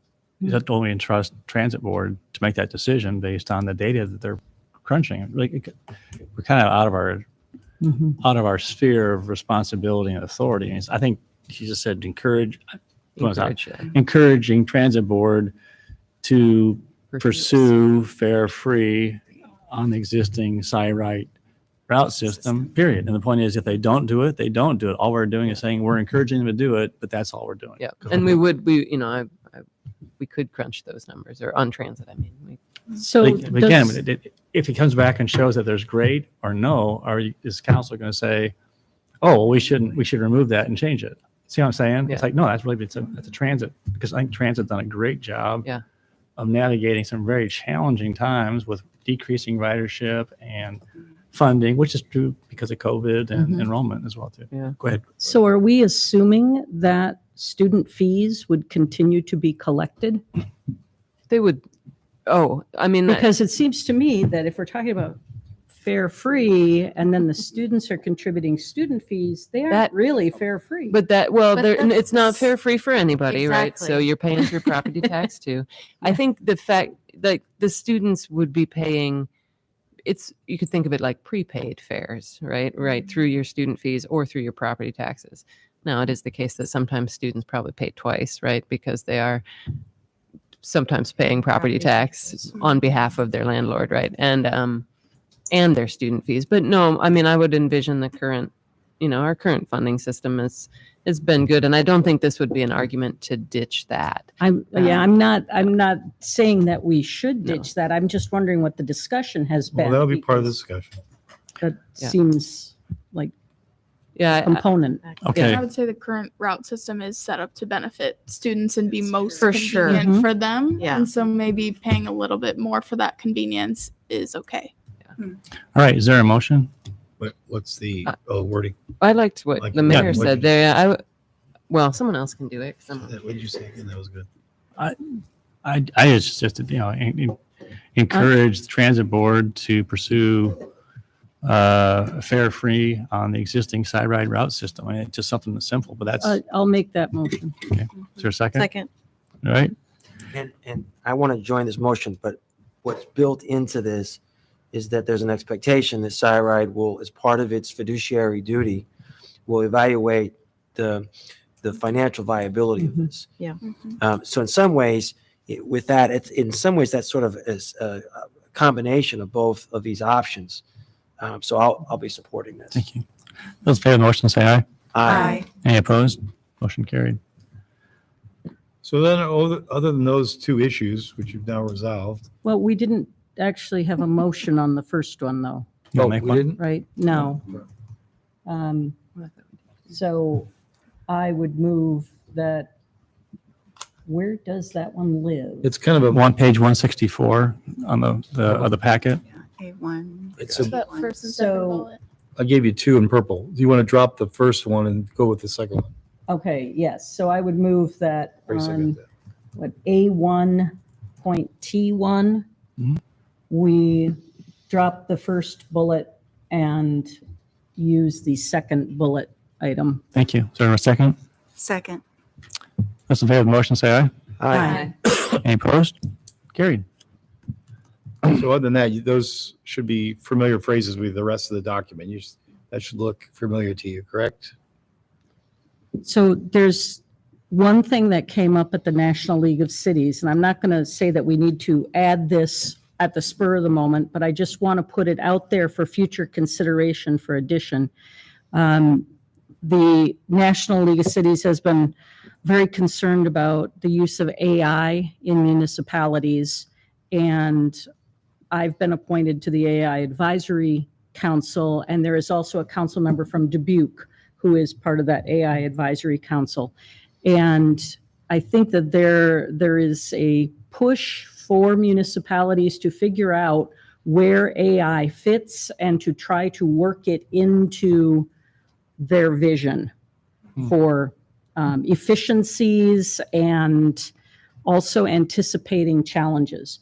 And so I would like to see us figure out a way to incorporate that into our visions and goals, embedding it in the things that we're already doing. And I mean, the most likely one right now is using the new technologies for the climate action plan goals. But I don't know what the wording of that would be. It just seems like something that we should have on our radar, that we should be trying to work with in the future.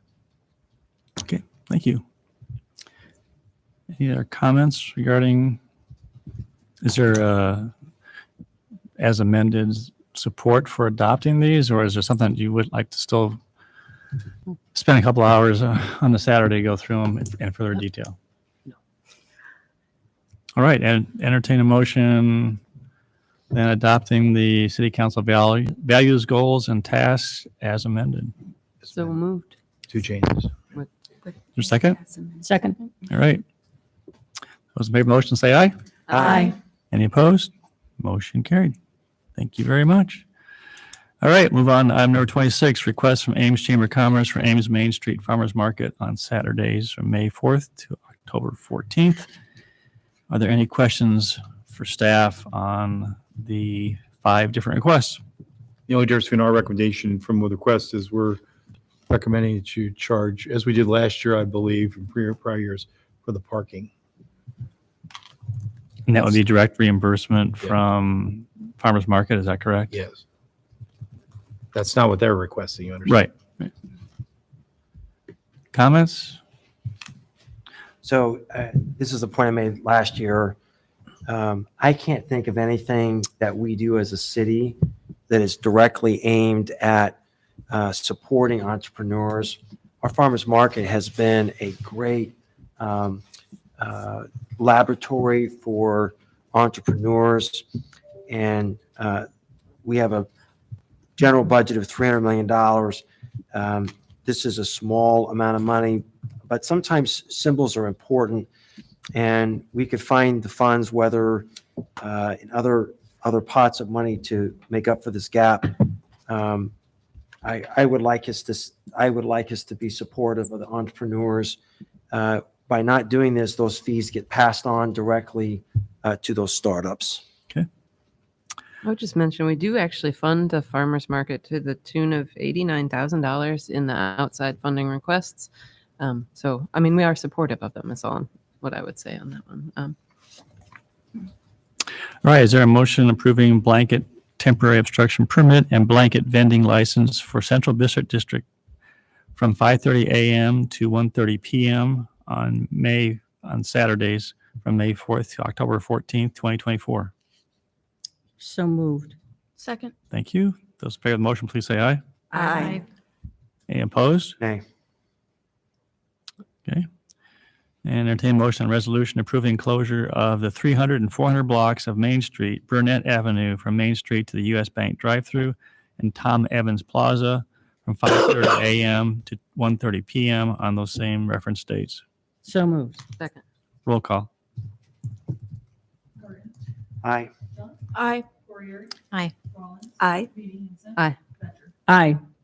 And entertain motion on resolution approving suspension of parking enforcement and CBD Lot X and Y from 6:30 a.m. to 1 p.m. on the same dates. So moved. Second. Thank you. Roll call. Aye. Aye. Aye. Aye. Aye. Nay.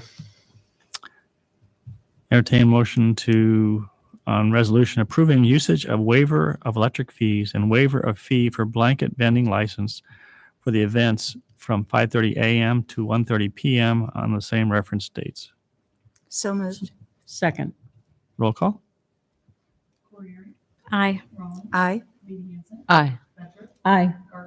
Nay. Aye. And entertain motion on resolution approving,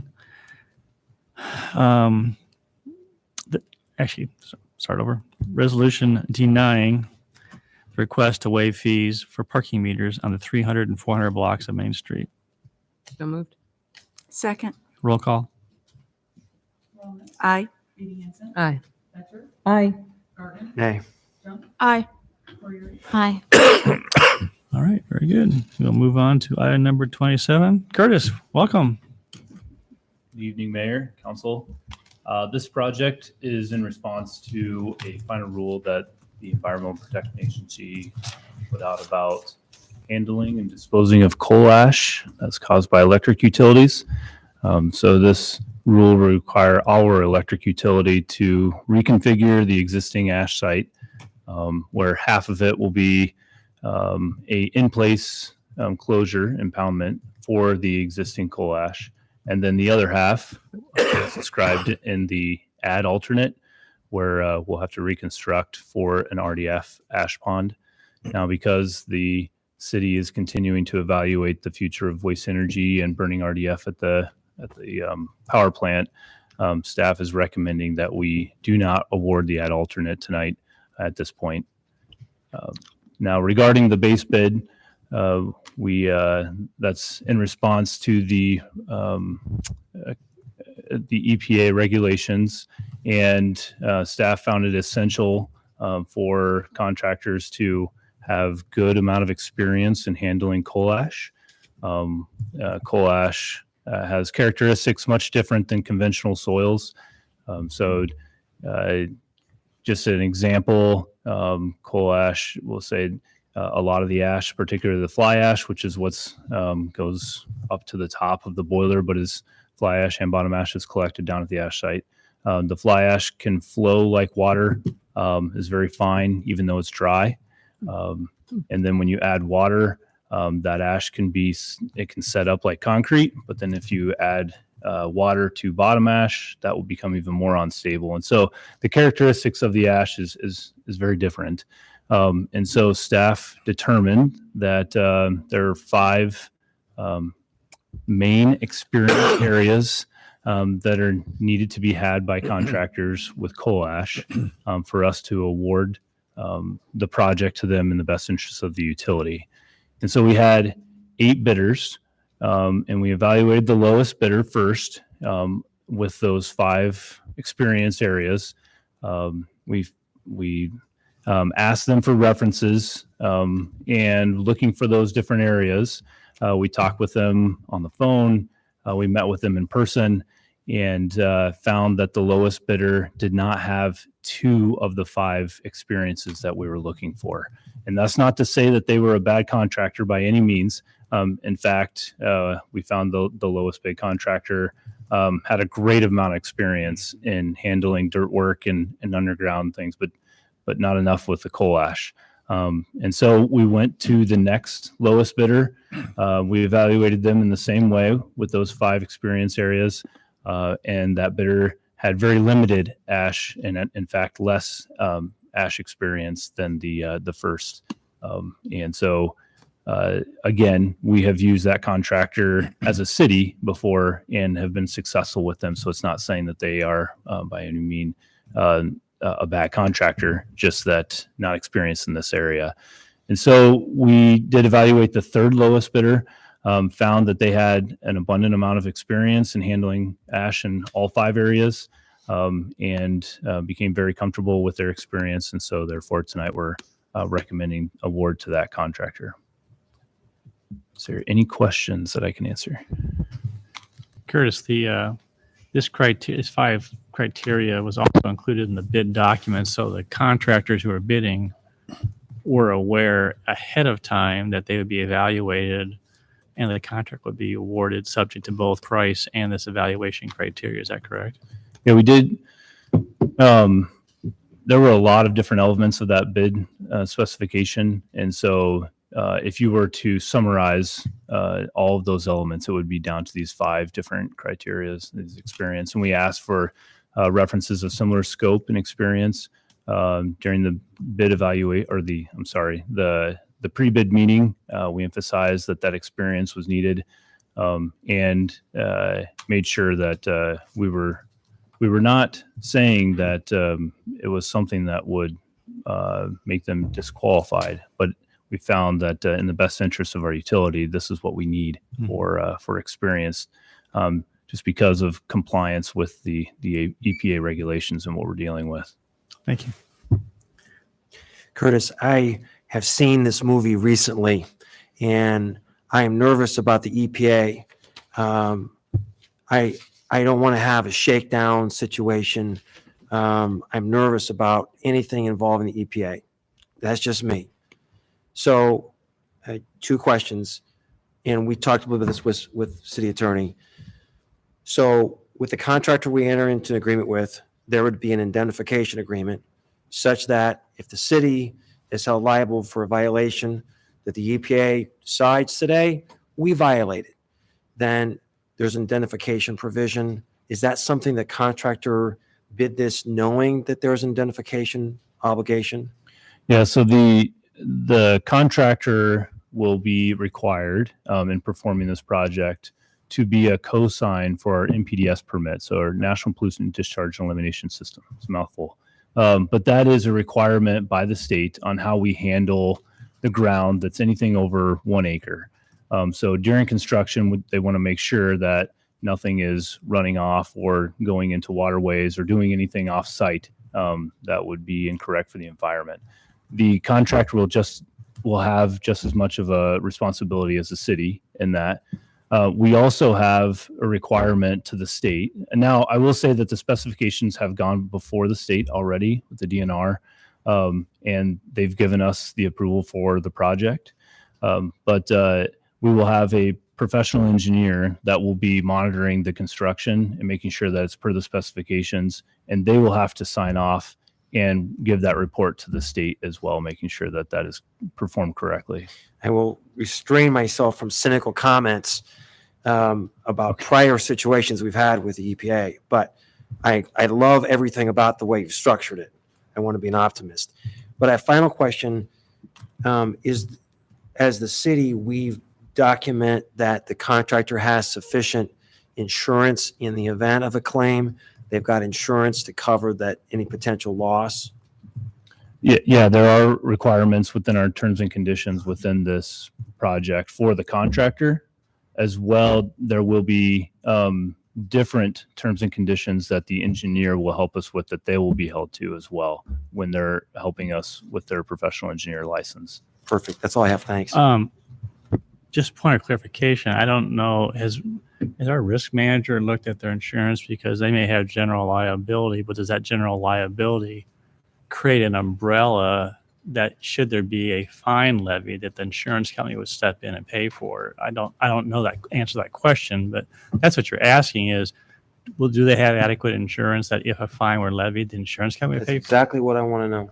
So yeah, that seems, I'm just saying that may be a very unique risk factor that may not be covered. I don't know. Maybe it is. Maybe it was in specifications, and if it is, more power to you. It's good, but it's just, I don't know actually off the top of my head. I do know that there were a lot of, I'll have to go back to look at that and report back to council on that, of what we have exactly for the coverages on the amounts, on what's protecting us from that.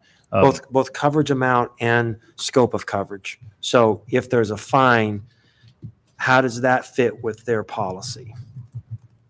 Okay. Thanks. I just want to reiterate that now I'm not speaking from reading through verbiage that is in that contract. I'll have to look at that, like I said, but the contractor will be held to performing specifically what the specification shows, and they'll be held liable to that. So I'll look into that liability as to. Yeah. Thanks, Chris. and tonight the motion or the item on the agenda is approving the plan specifications and awarding the contract, but the contract will still be coming back, and as well as the insurance certificates that will be on a future agenda once that's all taken care of. Other questions? All right. Entertain a motion on resolution approving final plan specifications and awarding a contract to JB Holland Construction, Inc. of Decorah, Iowa, in the amount of $2,606,093.15, inclusive of sales tax. So moved. Second. Thank you. Roll call. Aye. Aye. Aye. Aye. Aye. Aye. Thanks, Curtis. Thank you. All right, move on to item number 28. First item, hearing on the 2021-2022 Stormwater Retention Maintenance Program, Northridge Heights Pond. Declare that public hearing on this item to be open. Is there anyone who wants to address council on this topic? Seeing none, declare the public hearing on this item to be closed. Entertain a motion accepting reported bids. So moved. Second. Thank you. Those in favor of the motion say aye. Aye. Any opposed or abstaining? Motion carried. And entertain motion on resolution approving final plan specifications and awarding contract to Tallgrass Land Stewardship Company of Waukee, Iowa, in the amount of $111,600. So moved. Second. Thank you. Roll call. Aye. Aye. Aye. Aye. Aye. Aye. Thank you. Move on to item number 29, declare the public hearing on the 2023-2024 Arterial Street Pavement Improvement Project, Airport Road, University Boulevard to South Riverside Drive to be open. Is there anyone who wants to address council on this topic? Seeing none, declare public hearing to be closed. Any questions for staff? Hearing none, entertain motion accepting reported bids. So moved. Second. Thank you. Those in favor say aye. Aye. Any opposed? Motion carried. And entertain motion on resolution approving final plan specifications and awarding a contract to All Star Concrete LLC of Johnston, Iowa, in the amount of $1,381,986.99. So moved. Second. Thank you. Roll call. Aye. Aye. Aye. Aye. Aye. Aye. All right. Thank you. And item 30, declare a public hearing on the 2023-2024 Concrete Street Pavement Improvement Program to be open. Is there anyone who wants to address council on this project? Seeing none, declare the public hearing on this item to be closed. Entertain the motion accepting reported bids. So moved. Second. Thank you. Those in favor say aye. Aye. Any opposed? Motion carried. Entertain motion on resolution approving final plan specifications and awarding the contract to Construct Inc. of Ames, Iowa in the amount of $1,015,443. So moved. Second. Thank you. Roll call. Aye. Aye. Aye. Aye. Aye. Aye. All right.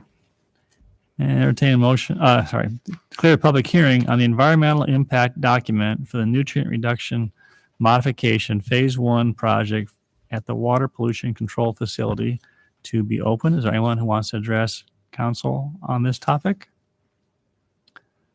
Seeing none, declare the public hearing to be closed. And I see that Daria is here and she'd like to share some things with us. Daria?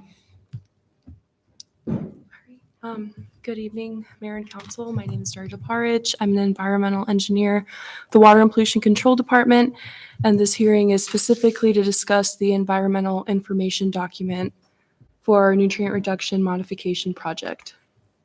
So a little brief. Thank you.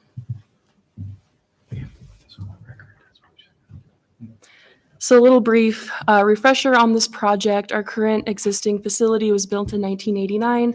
It's had over 33 plus years of perfect permit compliance, but the trickling filter media was only designed for 30 years, which is what prompted this nutrient reduction modifications project. Along with the aging infrastructure, the Iowa Nutrient Reduction Strategy, which was adopted in 2013, has proposed the removal of nitrogen and phosphorus in our effluent. The two ways that the nutrient strategy can be achieved is either through a set effluent concentration or percent removal. And for our Ames effluent goal, we have the percent removal of 67% nitrogen, and then the set effluent goal of 1.0 milligrams per liter for phosphorus.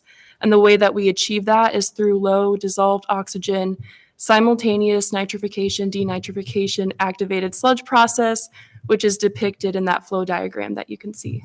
We all understood that really well. It's quite a mouthful.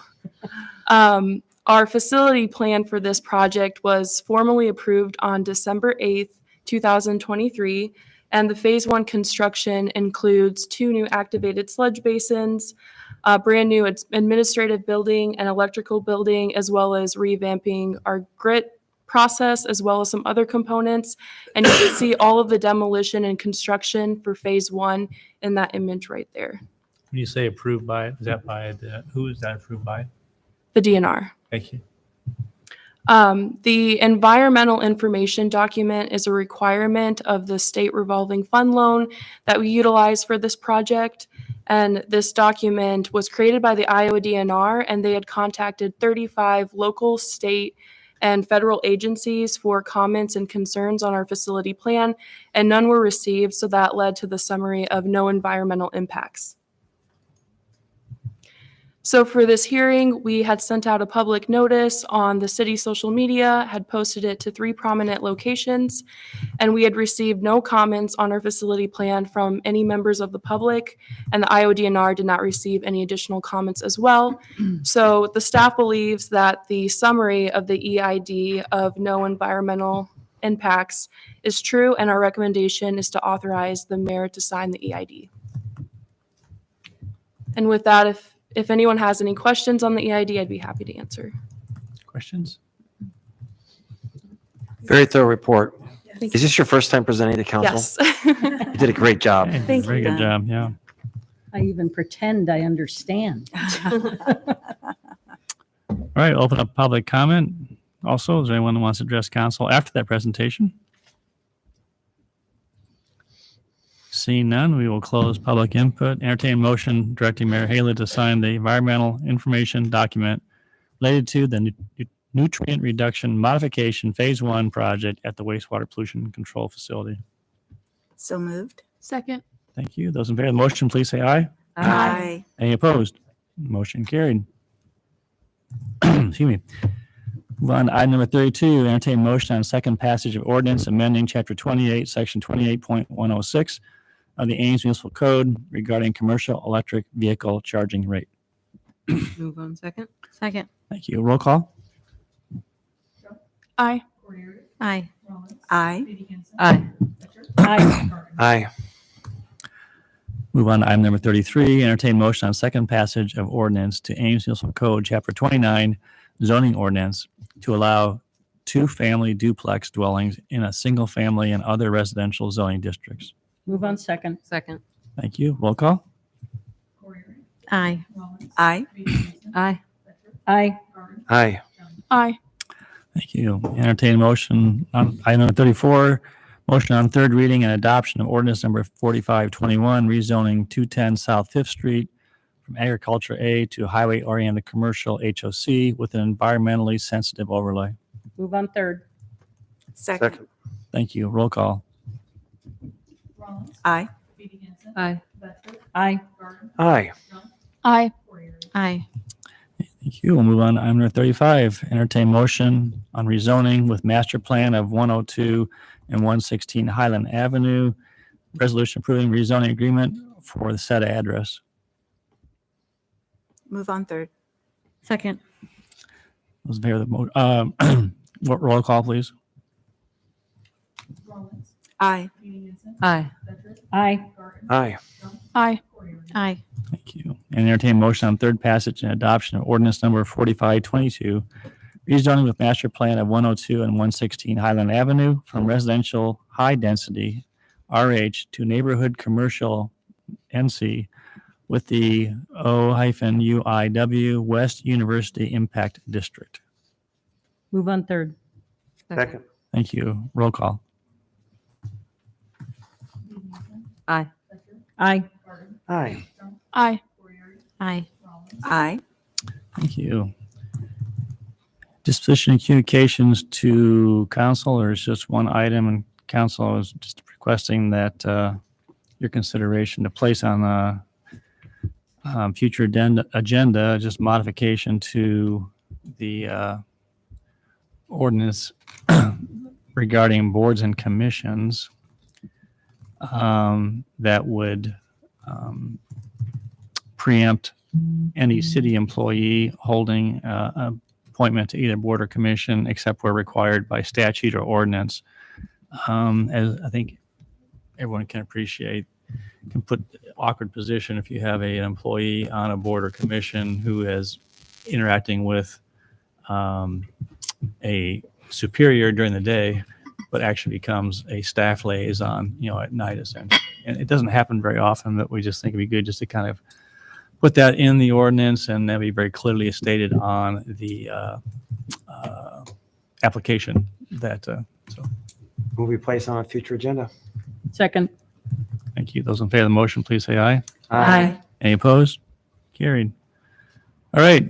You see a new item on the agenda, and what I am going to be asking council going forward is most of you serve on a board or commission, transit, ADC, ACDB, that if you had a meeting the prior 2 weeks, that you would essentially bring a very short oral report on what's going on. Obviously, if there's things that are confidential that are going on, AEDC for sake of discussion, you might just mention that there's being some discussion on some exciting project, for example, but not divulge anything. But in like way, I'll mention if we have meetings with the school district or university or other entities, kind of give you a little bit of a snapshot.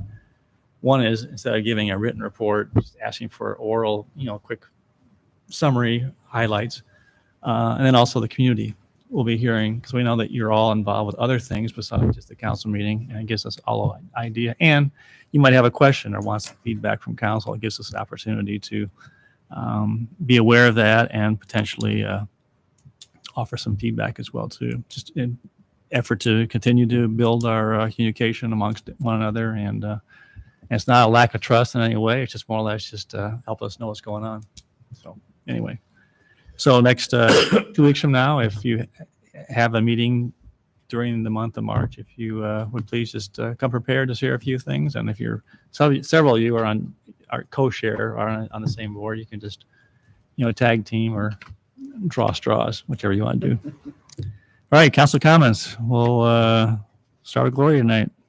Had an interesting experience at the Congressional Cities Conference for National League of Cities, and it was interesting to meet with members of the Iowa delegation, the Minnesota delegation, and the Wisconsin delegation in a joint reception that was sponsored by our Iowa League. And I guess that's going to continue in the future so that we can build more Midwestern relationships.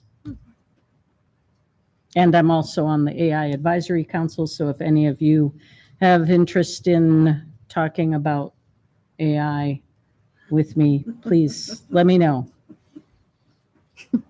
All right, Tim. One of our most prominent ambassadors from the city of Ames is our sports teams. And just so proud of men's and women's basketball, track and field. There are just a number of sports, wrestling, where it just seems like an incredible year for Iowa State, and just appreciate how they are ambassadors for our community. Wish them the best in the coming weeks.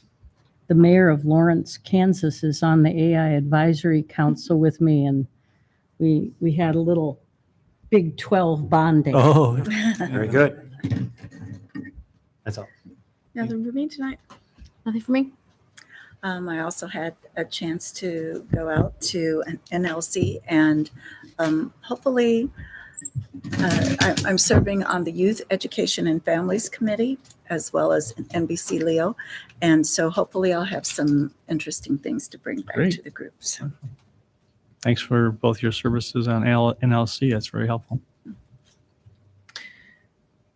Well, so some of the things that were brought up at public forum, the suggestion from the individual on the native prairie plants in the right of way, I wondered if we might, they suggested reaching out to Ames High School students about, an initiative like that. But anyway, it made me think we do have that rebate for native plantings if a person does plant prairie plants in their yard. And so maybe we could just start by reaching out to let the Ames High Sustainability Group know that rebate exists, and we'd be happy if they want to help us promote it, in terms of it's a city program, it already exists. And so I don't know if that would be a motion where we could just communicate. Ask staff to reach out to them. So I guess I would move that we ask staff to reach out to the Ames High Sustainability Group to let them know about our native plantings rebate, and ask if they would like to help us share that information with the community. Second. Seconded, all right. I would include as well the Community Academy. They actually maintain one of the on 24th, one of the 24th projects Ames. that the The city. ones in the, Yeah. who'd you say, the waterway? So Community Ames High Academy. and the Community Academy. Like they maintain the one that's one of the ones that's on 24th. That's a stormwater detention there by close to the road that goes down to the high school. Perfect. Yeah, I'd amend my motion to include the Community Academy. Those in favor of the motion say aye.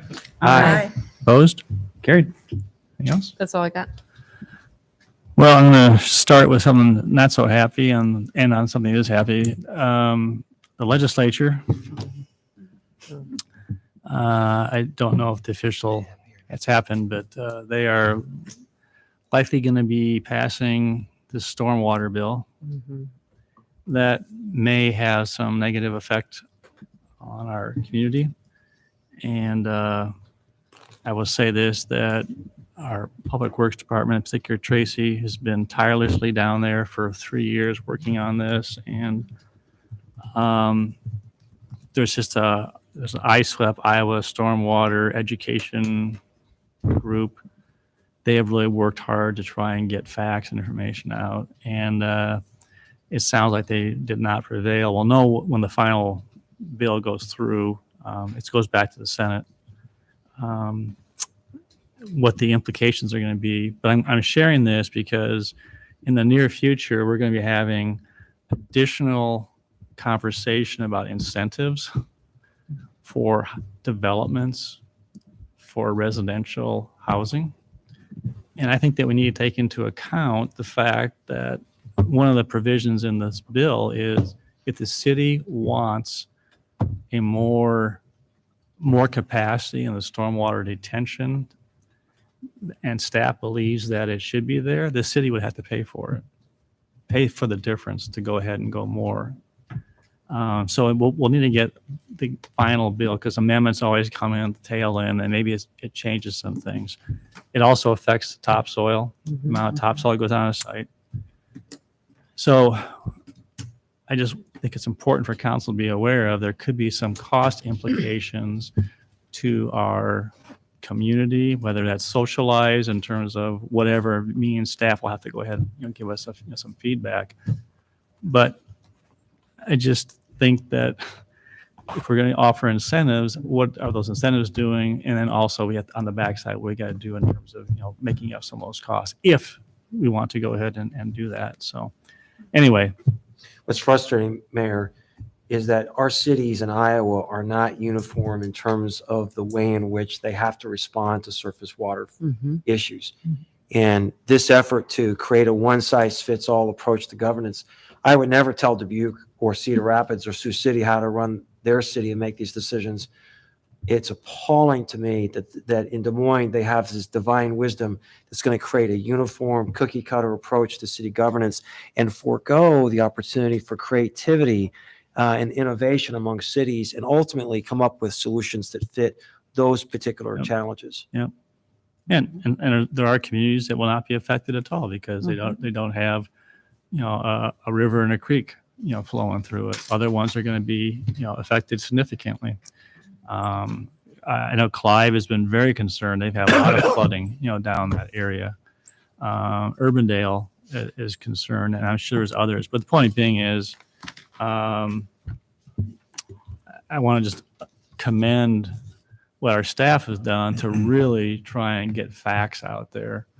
But this could have financial impact if we want to go ahead and pay for upgrades. And it may be as staff says, we need to do that in order to protect downstream in terms of not wanting to overload our storm sewer system, downstream from the facility. So anyway, I'm sure that we'll get a report or some information in the future from Tracy or John Joyner in terms of what that impact is going to be, what we should be aware of. And, but I won't say that. I'll say it wasn't for want of trying and get some changes made.